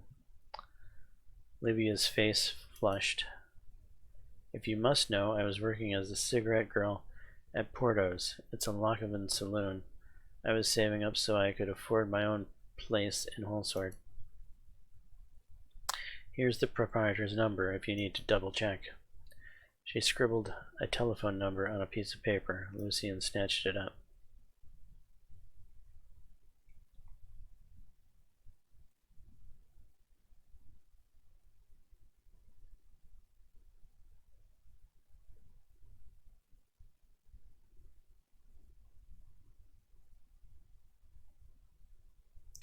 "Why were you asking Peter about my alliances?" "To tell the truth, Mr. Rain, I was hoping to run for office myself someday. I want to make a real difference in the world like Miss Morgana and Miss Walda." "She's good, but I guess I messed that up, getting involved with Peter. Now they're all just going to say I slept my way to the top." "Wait, how did you know about that conversation?" There was a loud pounding on the door. Peter barged in without waiting for an answer. He was unshaven and wore the same clothes as the night before. "I came as soon as I heard the three of you were in here. Anton, what the hell are you doing? I told you I had this under control." "Sit down and shut up." Peter took a seat on the far end of the sofa. He looked over at Livia and noticed her troubled expression. "God, why involve her? This is my mess. She did nothing wrong." "She's a spy, Peter. You messed up big time." "I what?" "I have reason to believe she's been relaying information to Rumsford, information that you leaked to her in your carelessness." Lucien rewound his tape and played it again. As Peter listened, his eyes widened in disbelief. "Lucien, you rat bastard, you've been bugging my office?"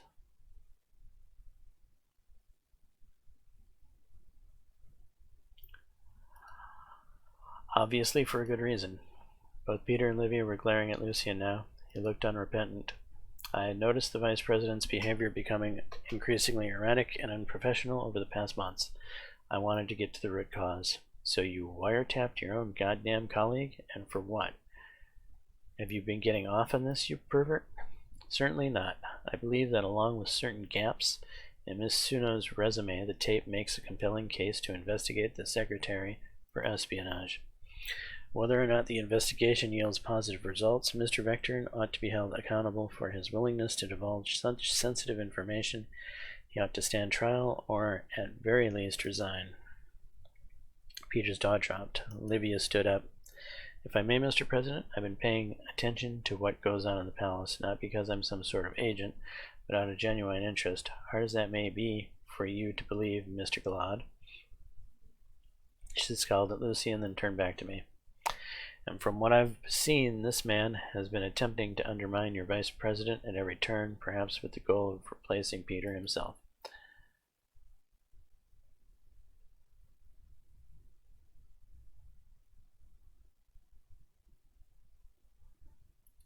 Nonsense, Lucian's been nothing but loyal.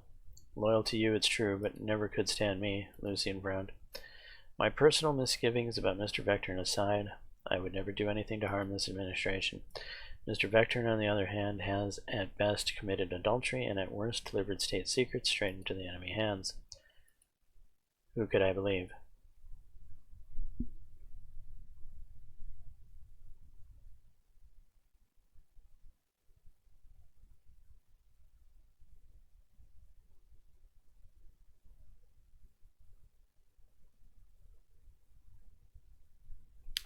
Lucian, can I speak to you alone for a moment?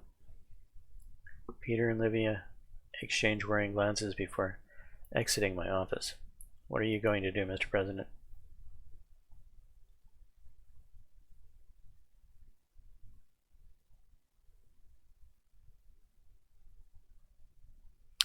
I believe you. We should investigate Livia. Luthien breathed a sigh of relief. I appreciate your trust in me. And Mr. Vectorn, what will you do about his willingness to compromise Sorlin's security at the drop of a pencil skirt?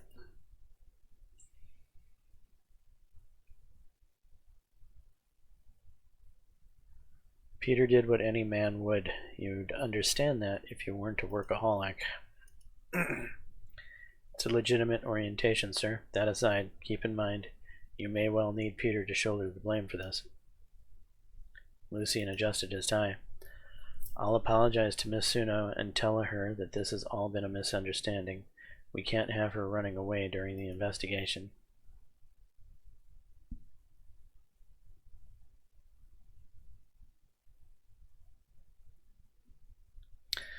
No, I'll do it myself. She's too suspicious of you.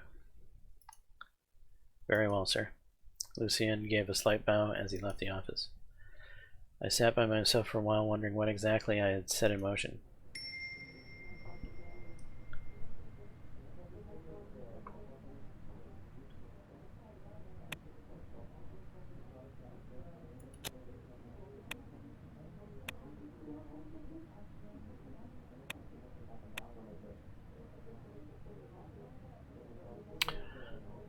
Well, let's skip right to the affair scandal. Several days had passed since I ordered the investigation into my secretary, Livia Suno. Both Peter and Livia had been acting unnaturally nice to me, believing I'd let them off the hook for their affair. They seemed to be avoiding each other in the hallway, though. I was just sitting in behind my desk when Lucian knocked at my door. Sir, a moment of your time. Motioned for him to come in. He sat and closed the door behind him. Our security team traveled to lock him in to speak to the owner of the pub Miss Suno named. They confirmed that one Livia Suno had worked there. Their description of her did not match that of your secretary. However, it did match that of an unidentified corpse that washed up in Lankberg Bay 2 months before your inauguration.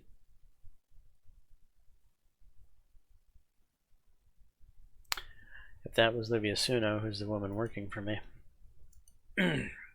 Further investigation by our operatives in Rumsburg matched Miss Suno's description to a woman named Ilana Vance, last seen graduating from the Crimsrod Political Science Institute.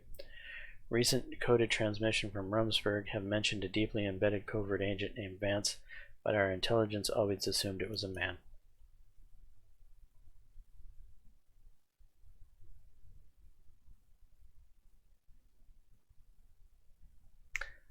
That lying two-faced succubus. To be fair, Miss Suno was just doing her job. Your vice president, on the other hand. But none of that can be helped now. The question is, what are you going to do, sir?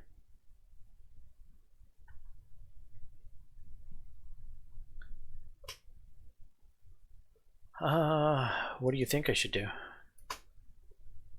The standard procedure would be to try Miss Suno for espionage.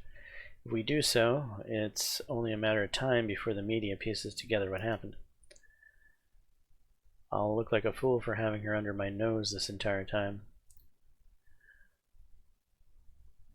What if there were no trial?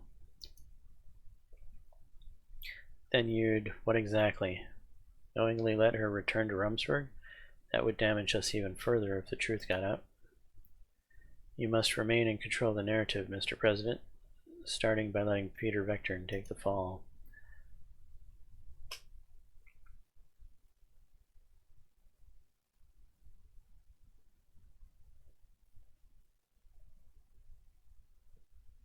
This is my fault as much as his. I should have suspected something. You can share the blame, but you have to prepare for your public opinion to nosedive. But please take a moment to think about this. Mr. Vectorn put you in danger by failing to order a background check on your closest personal staff. He betrayed your confidence to a woman with whom he was committing adultery. Anton, would you do the same to your so-called best friend? I don't know. I can't put myself in his shoes. Try guzzling half a bottle of whiskey. That might help. Lucy sighed. I'm your chief strategist. I have advised you on what I believe is the best strategy, but of course the ultimate decision is yours.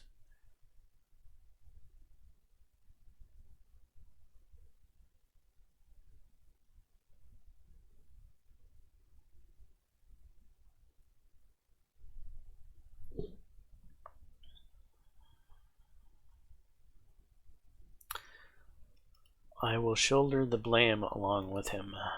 Lucian looked as if he was about to object one last time, but instead smiled thinly. Very well. I shall write a statement for you to read at the press conference. I will leave you to handle Miss Vance. With pleasure. Lucian nodded and walked out. I called Carl Griesner from my desk and explained the situation. After a few minutes, I rang for Livia. She entered my office. Is there something you need, Mr. President?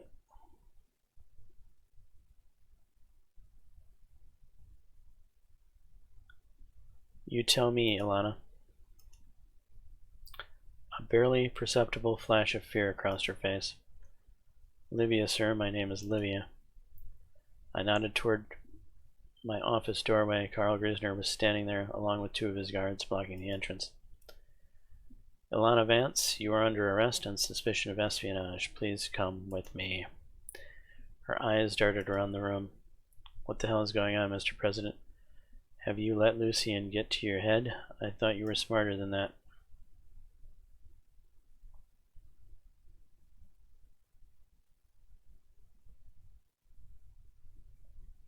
You're going to pay for the way you use Peter. Carl's men grabbed her arm and began dragging her out. No, no, you can't do this to me.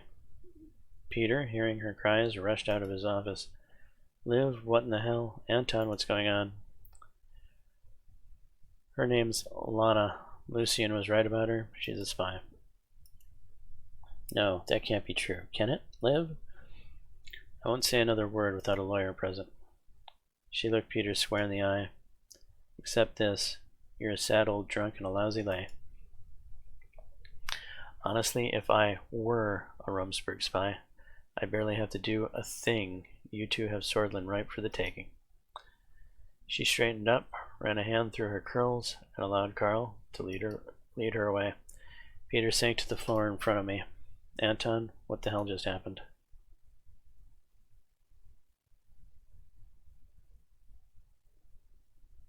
I'll tell you in my office. Feel free to take a moment first. Once Peter was in my office, I shut the door and explained everything Lucian had told me about Livia. And you believed him? Well, better safe than sorry, especially after what she called me. At least we finally have this ordeal behind us. Let's get on with running the country, shall we?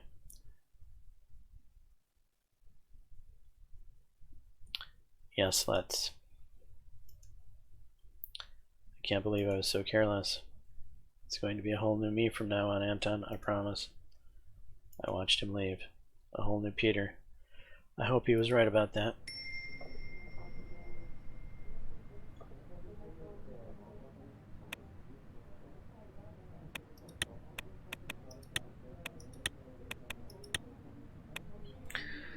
The breach of our nation's security has caused significant concern among the government and citizens alike. The scope and severity of the attack are yet to be determined, and the extent of the information leaked to foreign powers remains unknown.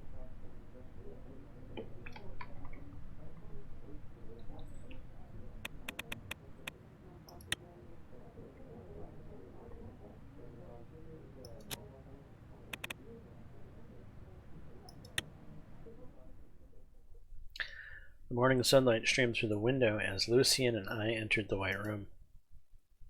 I sat down. Lucien remained standing. I'm afraid I won't be able to join for your meeting today, sir. The business surrounding the Livia Suno affair is taking up all of my time at the moment. But I did want to give you a quick word of warning. I've noticed that the USP faction in the Assembly has adopted a confrontational stance of late.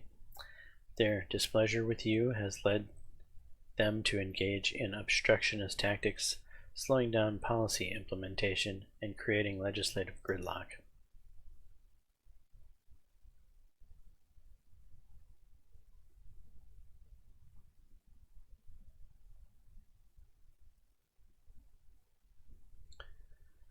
Damn, I really have turned into the next Alfonso, haven't I? The Assembly did employ similar tactics to block your predecessor's reforms, yes. Dropped a thick folder in front of me. I was hoping to go over the day's agenda with you before your cabinet members began arriving, but duty calls. He walked out. I took a look at the folder in front of me, then at the coffee carafe in the corner of the room. I walked over and poured myself a cup. I wondered when my new secretary would start work.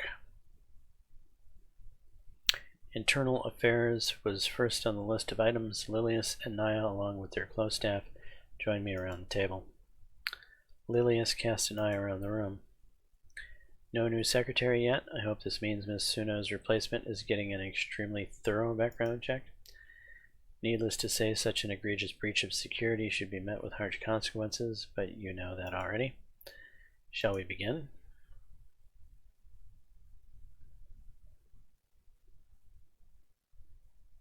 Tell me what's going on in Bergia. Mr. President, I want to congratulate you again on your historic accomplishments for Bloods in Swordland. Thank you for approving my plan for the revocation of the special zone. Naya averted her gaze. The internal security structure of Bergia has already been dismantled. Part of the local forces will be integrated into the Swordish police force. The governor's position has been abolished. In the next election, each town will elect its own mayor, as in the rest of Swordland. And now you, Miss Groff, have complete control over the region's security. As I should, Miss Morgana. I am the Minister of Interior, after all. In any case, now that the governor is gone, this will hopefully prove to be a huge step for Bloodish rights in the region. Of course, the Unified Language Act is creating a lot of resentment with the Bloodish communities who want to choose their own language and education. This is certainly a point of contention. She sighed.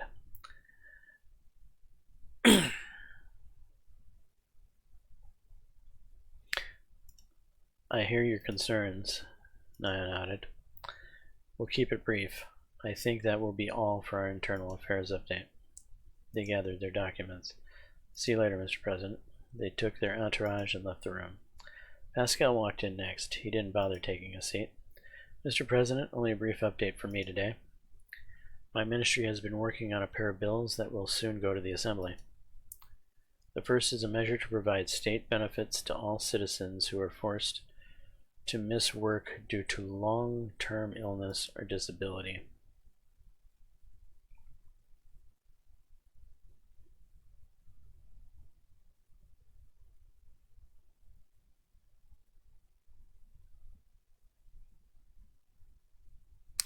Alright, what's the other one? The second is called the Children for Future Act. It would provide direct financial support for low-income families with children while ensuring that the children of employed parents have access to education and healthcare.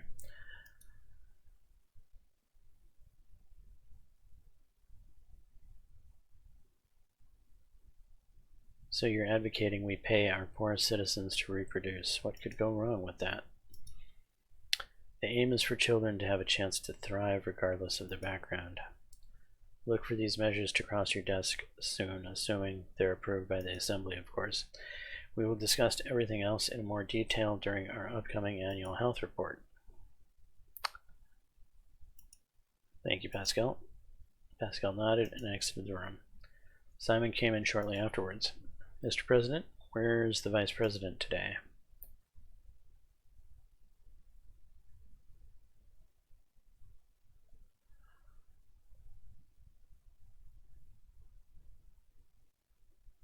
I don't know. Have you seen him? Not lately. Simon's expression remained unchanged as he sat down to face me. I just wanted to provide you with a few updates on the economy. The government budget is currently healthy enough that we don't need to worry about introducing new tax measures. Especially since tourism to Swordland is on the rise. Our investment in cultural preservation paid off, it seems.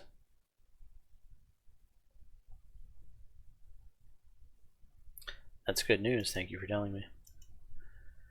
I never quite understand why anyone would want to vacation in Swordland when Lesbia is right there, but I suppose our country has a certain charm. There was a knock on the door. Gus Manger strolled in and grabbed a seat. Mr. President, Simon. Some excitement around the palace lately, I've heard.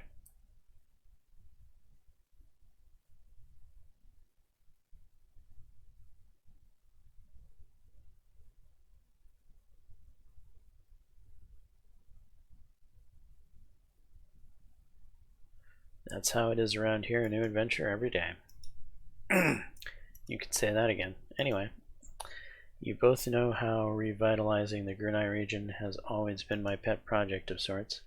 While I'm saddened to say, despite my ministry's best efforts, we're going to have to close the books on this project. Close the books, Mr. Manger? What does that mean? Gus sighed. It means that without a massive injection of funding, the economic growth I had hoped to see in the region is simply not going to happen during this term. What could have been a beacon of success for Swordland is turning into a cesspool of crime, unemployment, and homelessness.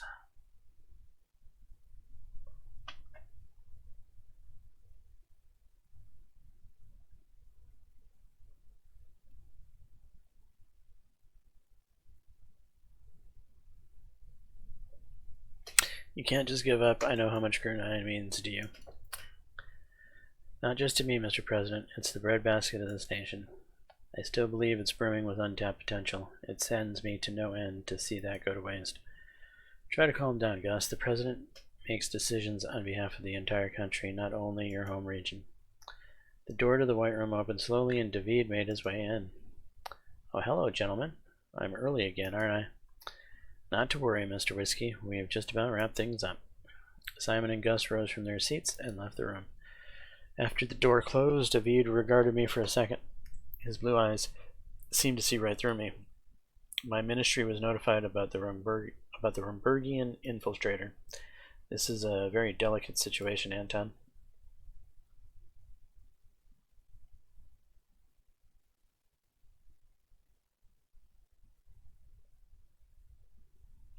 I understand our relations with Rumsburg were precarious enough before this.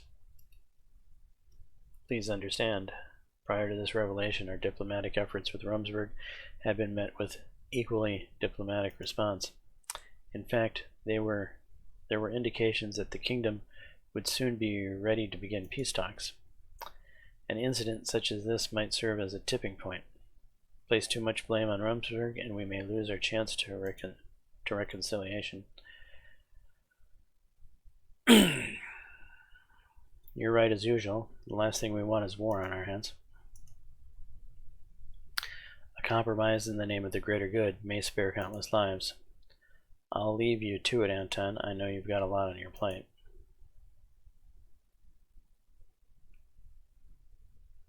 Thanks for your brevity. Have a good day. David left the White Room, gently closing the door behind him.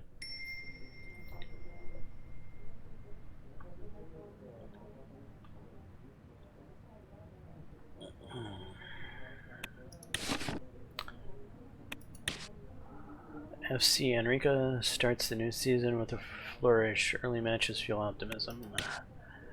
United Cortana discovers Arcasian base in Polaris. In a starting revelation, the United Cortana satellite has uncovered a massive Arcasian military base in Polaris, strategically positioned with bomber range of United Cortana. This unexpected development has sparked a strong response from United Cortana, with government officials threatening to establish a naval base on the continent in response.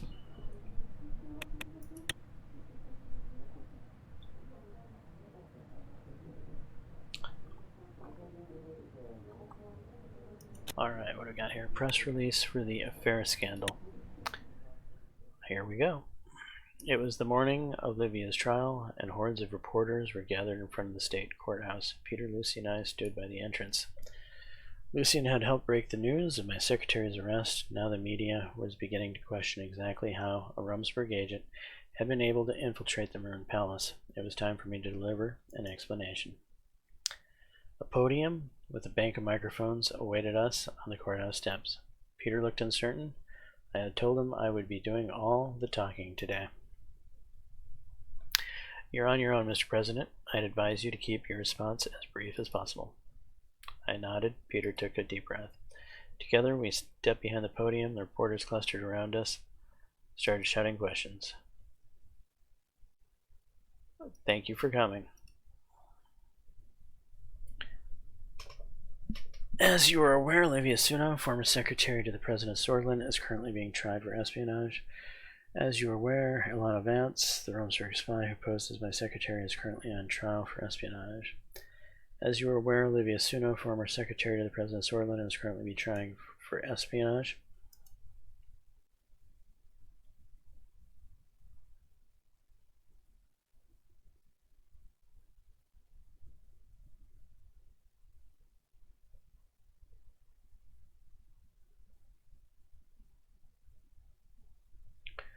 Rest assured, the traitor shall be brought to justice.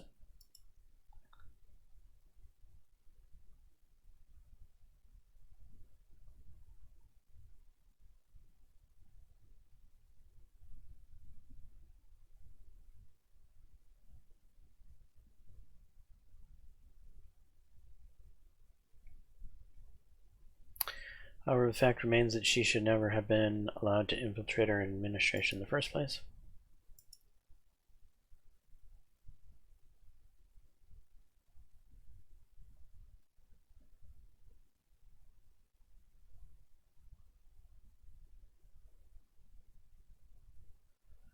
I and Vice President Peter Vectorin would like to take this opportunity to apologize for our disgraceful lack of oversight.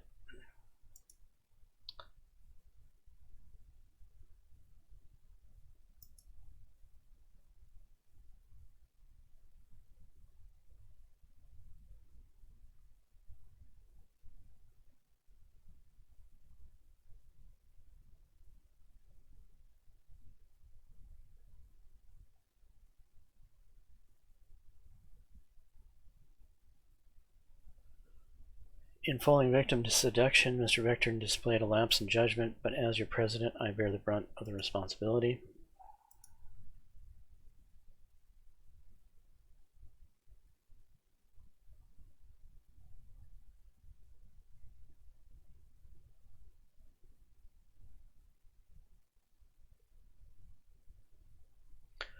I failed to notice the enemy that was right under my nose. I hope I can regain your trust. No, this isn't right. Sweat was beading on Peter's brow. He grabbed the closest microphone. Please don't listen to President Rain. This is all my fault. I was drunk and reckless. I broke my marriage vows.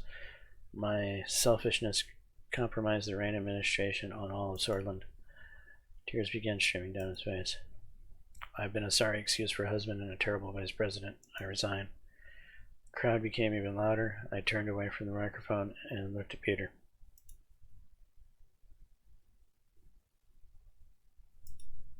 You don't have to do this. Yes, I do. You'd never survive the term otherwise. I owe you this much after what I did. The reporters were now waving for us. One woman in the front row looked particularly insistent. Mr. Vectorn? I will be answering all questions on the Vice President's behalf. President Rain, was Mr. Vectorn implying that he and the covert agent posing as President Rain's secretary were engaged in intimate relations?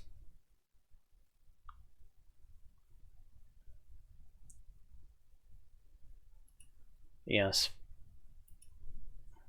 Can you elaborate, please? Lucian interjected. Neither the President nor the Vice President will be taking any more questions. Thank you. The reporter reluctantly dispersed. Lucian, Peter, and I looked at each other for what seemed like an eternity. Finally, Peter lowered his eyes. I guess I'll go to the palace and start packing my things then. I'll come with you. Thanks, but I think I need some time alone. I watched him descend the courthouse steps to his car. Mr. Vectorn certainly made a scene, but it appears that you will make it out of this unscathed. Of course, there is now the matter of replacing both your secretary and your vice president.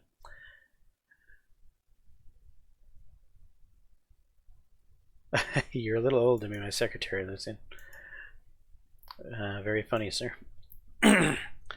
We walked back up the stairs to the courthouse to watch the rest of the trial.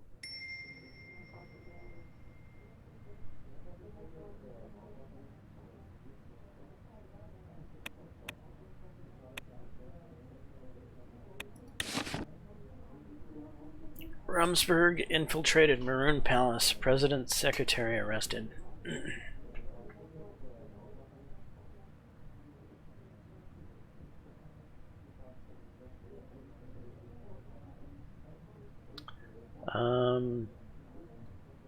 Obtained confidence from within the Rain administration. The president has taken swift and decisive action to remove her from her position and bring her to justice.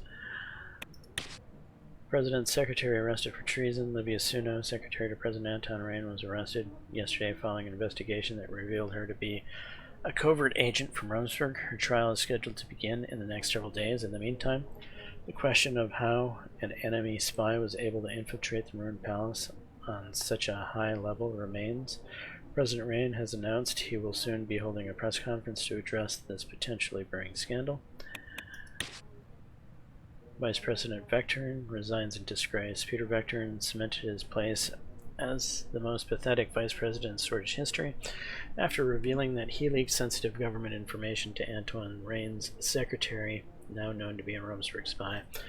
After Rain attempted to blame himself for the leak, Vectorn tearfully assumed full responsibility and implicated himself in multiple extramarital affairs before resigning from his position. May we suggest Rain appoint a woman as VP this time? A woman, huh? Maybe. I think we're rushing things on that front.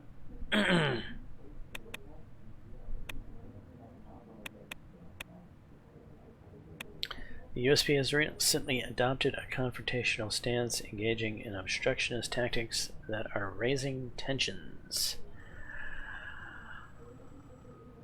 Let's start with the briefing on women's rights situation.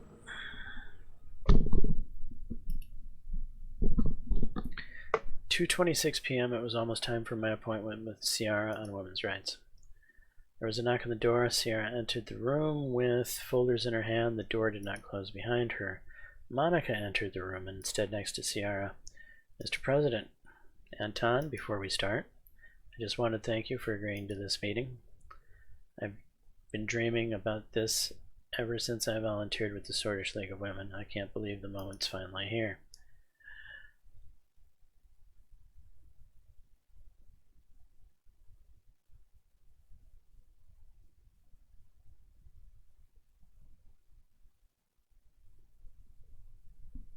I know, that's why I already signed the decree to give women an equal education. Yes, and that was a major step forward, but there's so much more work that must be done. Ciara sat down on the chair and laid down the folders she was holding. First off, Mr. President, I wish to thank you for pushing a decree on establishing gender equality in education. You know, this is something I've been trying to accomplish since my appointment as minister. The situation in the public schools was disturbing for me. With that said, we still have a long way to go before Sordish women are able to enjoy the same rights and privileges as men, or even as their counterparts in Arcadia and United Cortana. We've been lagging behind on this for a decade, Anton. And this isn't only a moral issue. I've seen enough revolutions in this world to understand the main driver of any change: money. She flipped a folder open and started pulling out documents. In United Cortana, law dictates that women earn the same wages as men in their respective fields. My research shows that this led to a 15.5% increase in productivity. You could say this has a direct influence on their superpower status.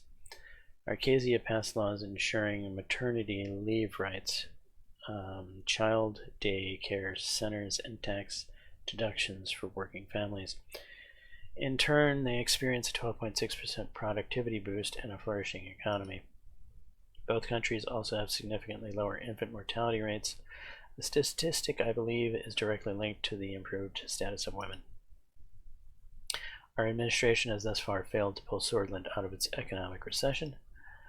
She leaned back in her chair, so I'm asking, why not try passing similar laws? At worst, even if they fail to improve the economy, it'll still be a significant step forward for our society. It's only logical. Monica handed me one of the documents. It had a list of bullet points on it. The two of us talked it over, and these are measures we believe are most urgently needed. I let my eyes wander down the list. Criminalizing domestic violence, support for working mothers, equal treatment in the workforce. Support for working mothers. Sierra nodded. It simply isn't fair that women in the workforce are punished for having children.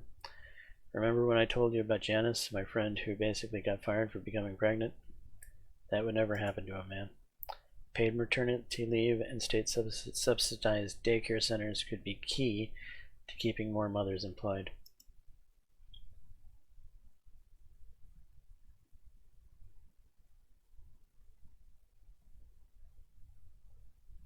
It's true, having children never hindered my career prospects. It shouldn't hinder a woman's either. Exactly. Moving on. Criminalizing domestic violence. I shouldn't have to tell you how crucial this is. It is utterly unbelievable that in this day and age, Sordish men are legally allowed to beat their wives. I agree, it's a travesty. I'm happy we're on the same page. As incidences are especially high within Bloodish communities, I would also advocate for setting up special domestic violence task force in collaboration with Bloodish women's rights organizations. Monica looked at her strangely. Are you sure that's something we ought to focus on? The Bloods are different. They have their own rules. Monica, I'm surprised at you. We can't let women suffer under the patriarchy, no matter their ethnicity. Interfering in Bloodish matters has landed us in enough trouble already. The Bloods must conform to Sordish law. I'm still not sure criminalizing domestic violence is a good idea for the Bloods or for anyone else. I assure you it is, but I'll give you some time to think about it. Equal treatment in the workforce. That's an easy one. Right now, Swordland has one of the continent's largest pay gaps between men and women. We need legislation ensuring that a woman doing the same job as a man is paid the same wage. We would also introduce quotas to get more women into positions of power in the assembly, for instance, or on the board of corporations. Eventually, narrowing the pay gap is a far more pressing issue, as it would bring financial independence to countless lower-income women. Sierra, we never talked about this, but I always thought that with more women in power, higher status for all women would naturally follow. Women are starving because they don't make a living wage. That's a damn sight more important than your friend Janice being passed over for a promotion.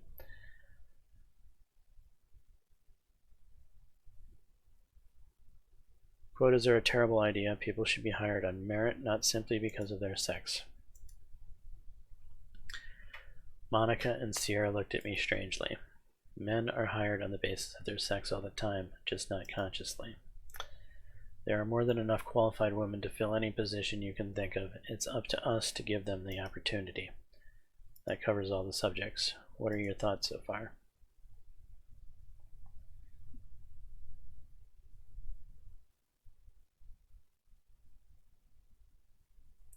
Feels too much like you're comparing Swordland to other nations. We must choose our own path.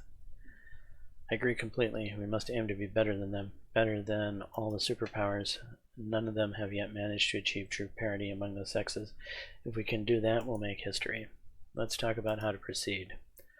I want to establish a commission for women's rights in Swordland with me as its head. Our goal shall be passing and implementing a set of laws to solve the problems we just discussed. As the Commission's spokeswoman, my responsibility will be to make speeches and organize fundraisers. I will be the face of the movement while Sierra handles the groundwork. If I can show that the First Lady is behind this movement, many women will feel encouraged. Sierra gestured down at her outfit, especially those who aren't keen on pantsuits. The organization's name will be Commission on the Status of Women.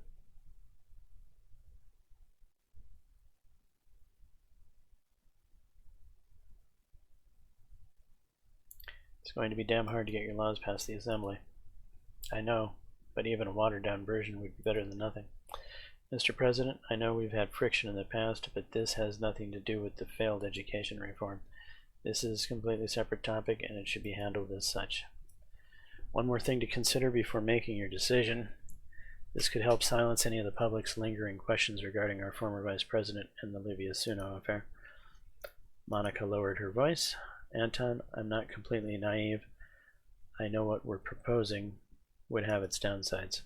But every time I look at our daughter, I think about how I'd do anything to grant her a better future. I know you would too, just like you told me all those years ago. I hope you'll make the right decision. We both do. Sierra was looking studiously at a scratch on my desk. She blinked and turned back to us. That's right, Mr. President. They rose from their seats expectantly. I took a few minutes to think.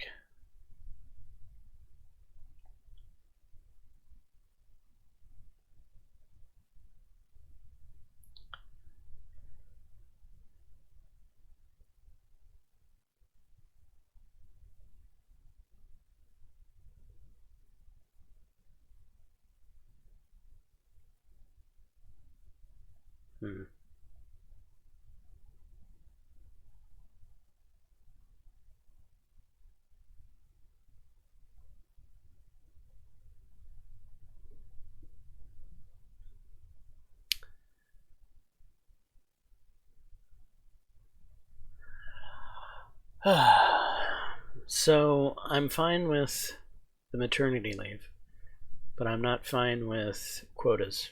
Absolutely not on quotas. I don't care if it's my wife proposing it or not. And then the domestic violence thing, that's gray. I could maybe get behind something if it's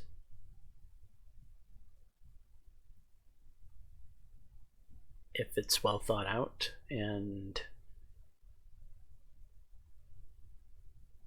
but sadly I could see that being not thought out and being used as a cudgel.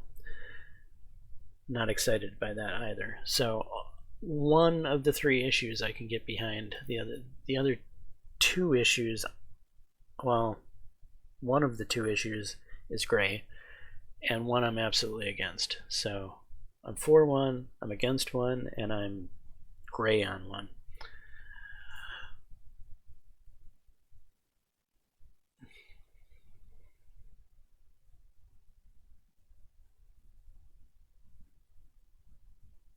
Will I really support your bill in the Assembly?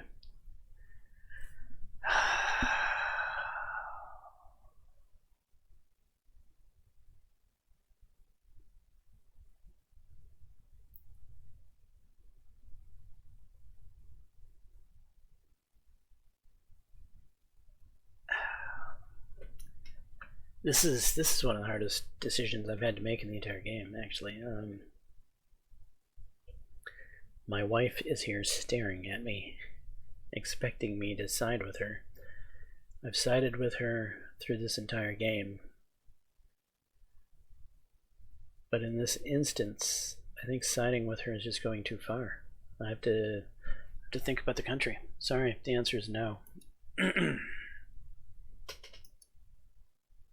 Then all is lost for the future of women in Swordland. Your female constituents will remember you as a failure, as so will I. She looked at Monica. She was silent for a moment. How do I explain this to Deanna when she's old enough to understand? How do I tell her about the opera? Game, why don't you give me some way to be like, look, I'm fine with the maternity issue. I'm absolutely opposed to the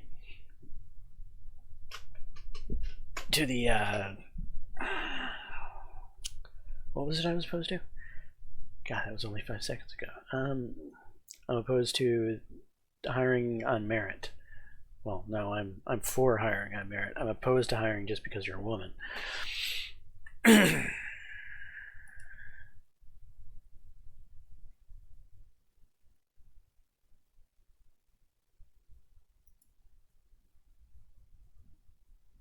It was a clear day outside, but the perfect view over Holsworth provided little comfort.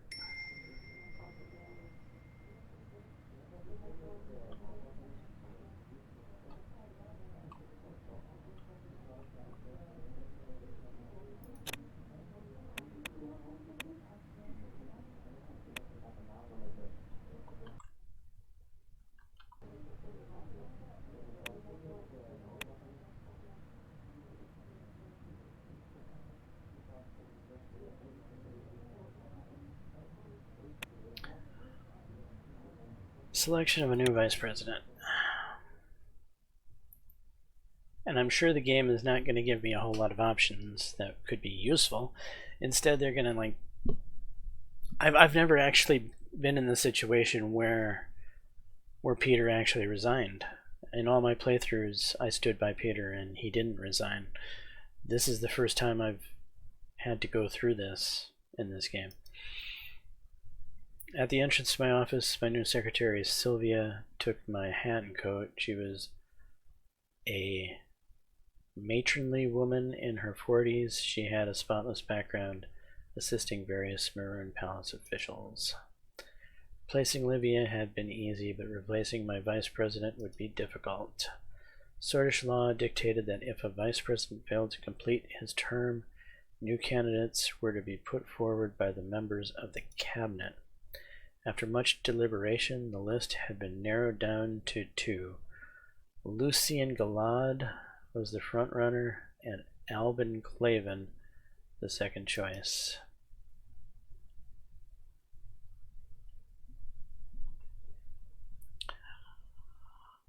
Is a Swordish politician who currently serves as a member of the Grand National Assembly of Swordland since 1949. He is a member of the USP and regarded to be a leader of the progressive faction of the party. Albin has recently risen to significance during the Alfonso administration as an aggressive debater and strong supporter of Ewald Alfonso and his policies. He was instrumental in the passing of the free market reforms of Alfonso. He became famed for his controversial speeches in the Grand National Assembly and was labeled as the face of a new generation of the USP by media.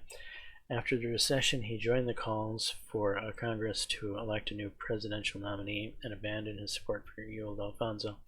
Albin nominated himself as the next candidate, but did not get much support in the Congress, which eventually led to the candidacy of Anton Rain. He has been calling for constitutional reforms with the election of Rain. You know, I think I can get behind Clavin. He seems similarly aligned to me, and he would be useful to help get support back with my party, I believe. And I hope that Lucien Galad won't take it as a slight for me to choose Albin over him, hopefully. It was up to me to decide who would fill Peter's shoes. I wanted to chat with them one-on-one before making my decision. I had just begun to settle at my desk when I heard a knock at the door. Lucian entered and perched on the chair across from me. Sir.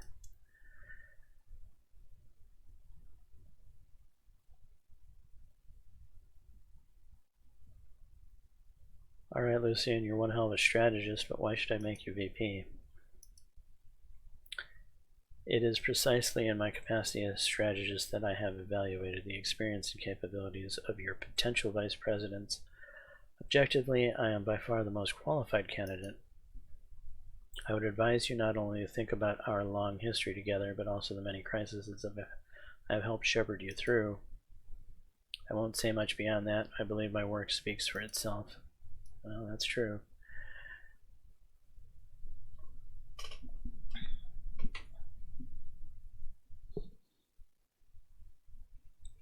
You're such a valuable strategist, I don't know if I can afford to lose you in that capacity. As Vice President, my ability to serve you in this administration will only increase. Lucian got up from his chair. I expect you will make the right decision. He left my office. Just a minute later, there was another knock at the door, and Alvin Clavin came in. Greetings, Mr. President. It's a great honor to have been chosen as a candidate. Really terrific. I'll be straightforward. Why should I pick you? As you know, I represent the reformist wing of the party. What Swordland needs today is not only to catch up to our more modern neighbors, but to surpass them. I believe we can do that. No, I am sure. However, this will only be possible if we set aside our differences and unite as one. That is the outlook I wish to bring to the position of Vice President, so that Swordland can excel and soar to new heights.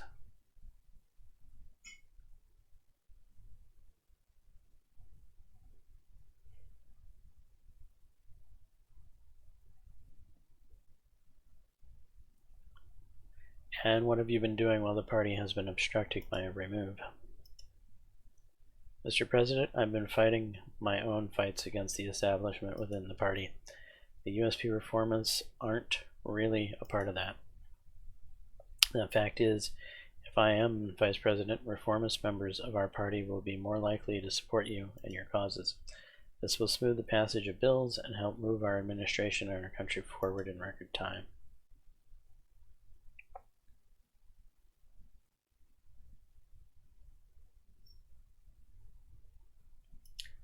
That makes sense.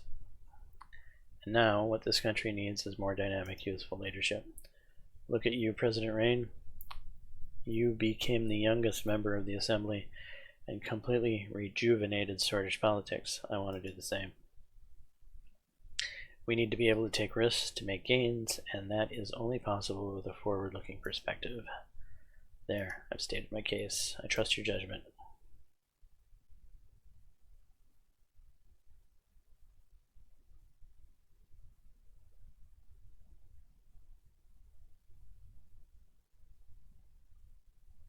Thank you. I will consider what you've said. Thank you, Mr. President. Alvin got up and left. I leaned back in my chair, thinking about the pros and cons of each of my vice presidential candidates. I could almost hear Peter's voice in my head laughing at the absurdity of my situation, but of course he wasn't there.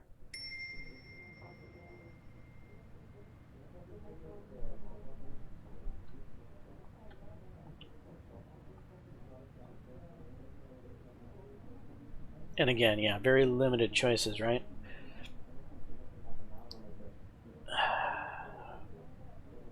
I mean, why not Gloria Tori? Why not Mansur Leak?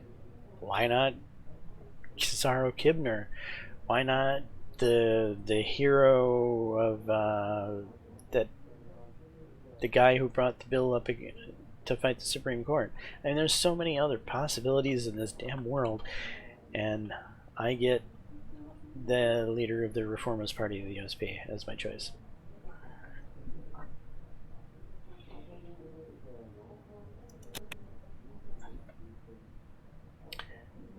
USP's apparatus obstructs. The USP has recently adopted a confrontational stance, engaging in obstructional tactics that are raising tensions. The United Swordland Party has recently adopted don't toe the party line. Well, it's not like I have a whole lot of options here.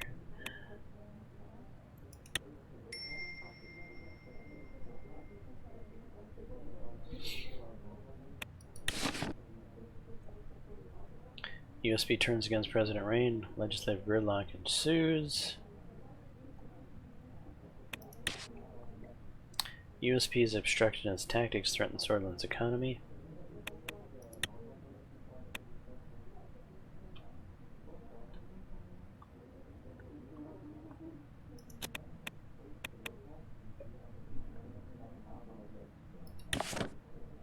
State mechanisms hampered in whole sword due to USP obstructionism. The operations of state mechanisms in whole sword are being hampered due to obstructionist tactics employed by the United Swordland Party. The USP's resistance is resulting in significant delay in policy implementations, with approximately 35% of proposed projects experiencing undue holdups. The situation is raising concern about the efficient governance of whole sword and its long-term impact on public service.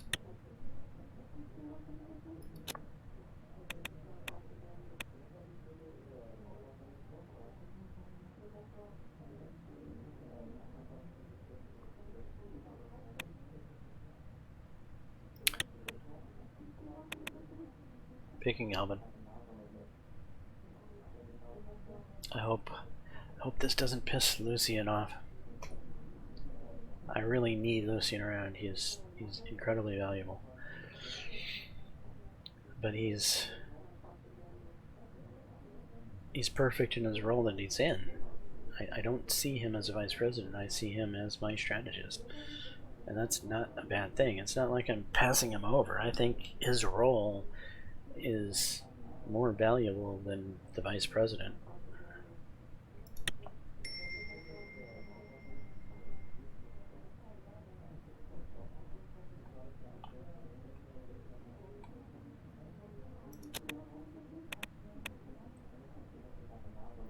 Swordish League of Women donation.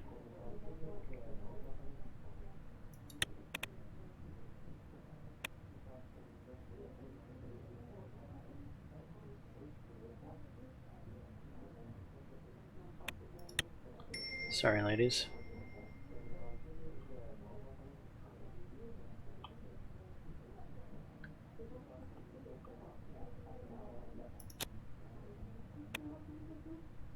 Start of the day at the palace. Lucy and I were on our way to my office. I was holding a mug of coffee in one hand and a folder of various documents in the other. As we turned a corner, Lucian spoke. The Ashraf University is coming up soon. The most important day for the Bloodish populace.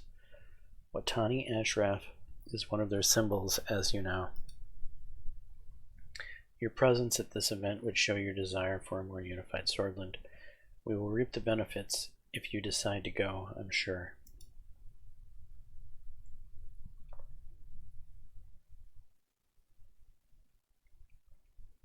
Why should I attend a Bloodish anniversary? It would send a clear message to the Bloods. Your president is with you. This will alleviate tensions. We rounded another corner to reach the last corridor leading to my office. Lucian suddenly stopped in front of one of the doors. The plaque that once said Vice President Peter Vectorn had been removed. The door was halfway open, and I could see a few workers moving boxes around the room. One of them saw us, bowed his head, and changed the name tag on the door to Vice President Albin Clavin. I heard Albin's voice from inside. You can't leave it there. Thank you. You can leave it there. Thank you. He noticed us and immediately made his way to us. Mr. President, Lucian. That's it, Mr. Galad. To you, Mr. That is Mr. Galad to you, Mr. Vice President. Very well, Mr. Galad.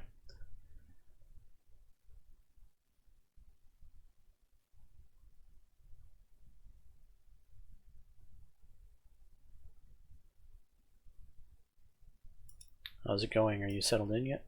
Getting there, Mr. President. That reminds me. Mr. Galad, please deliver this to my secretary, and this needs to be in the hands of the Justice Committee as soon as possible. Wait. Hold on.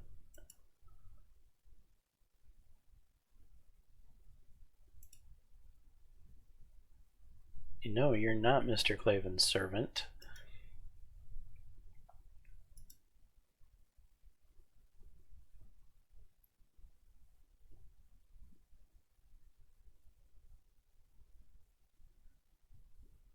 We work with requests here, Mr. Claven, not orders. Then I request, Mr. Claude, could you please deliver this to my secretary, please? I will see you later, Mr. President. For the Ashraf matter, I will present you with our options later. He walked out, leaving me alone with Alvin. Well then, I must get back to tidying up this room. Thank you for visiting, Mr. President. I will stop by soon as this is done. I want you to try to get along with Lucien. I will do my best. Alvin bowed and went into his room. I entered my office and asked Sylvia for a cup of coffee to wake me up. Another long day was waiting for me.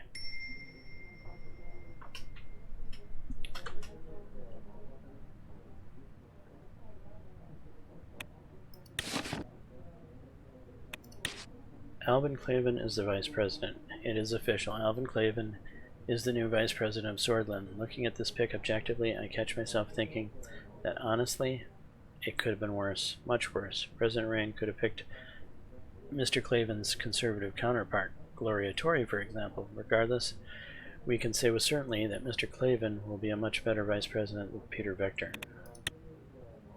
Not so sure about that. Anyway, this is feeling like a good place to wrap up this episode. So, Peter's gone. I'm not sure how I screwed it up this time around, but normally I manage to keep Peter alongside of me, but I chose poorly evidently this time and screwed that up. Anyway,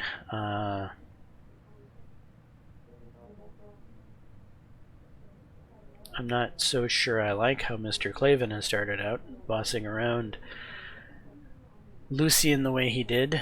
Kind of rubbed me wrong. I'm having initial regret about my choice of vice president right now. Yeah, so we're moving into futures of this game unknown. A lot of things have been happening in this particular playthrough that I haven't experienced before. In fact, I would say that there's been a lot of stuff I haven't experienced before in this particular playthrough, which has been different than some of my past playthroughs. I'm not sure why that is, but it's interesting anyway. So, yeah, that's where we are. Anyway, I'm James Johnson, aka Softwareblade. This is my content. Hopefully you're enjoying it. If so, please smash that like button, consider subscribing, and until the next time, all, peace.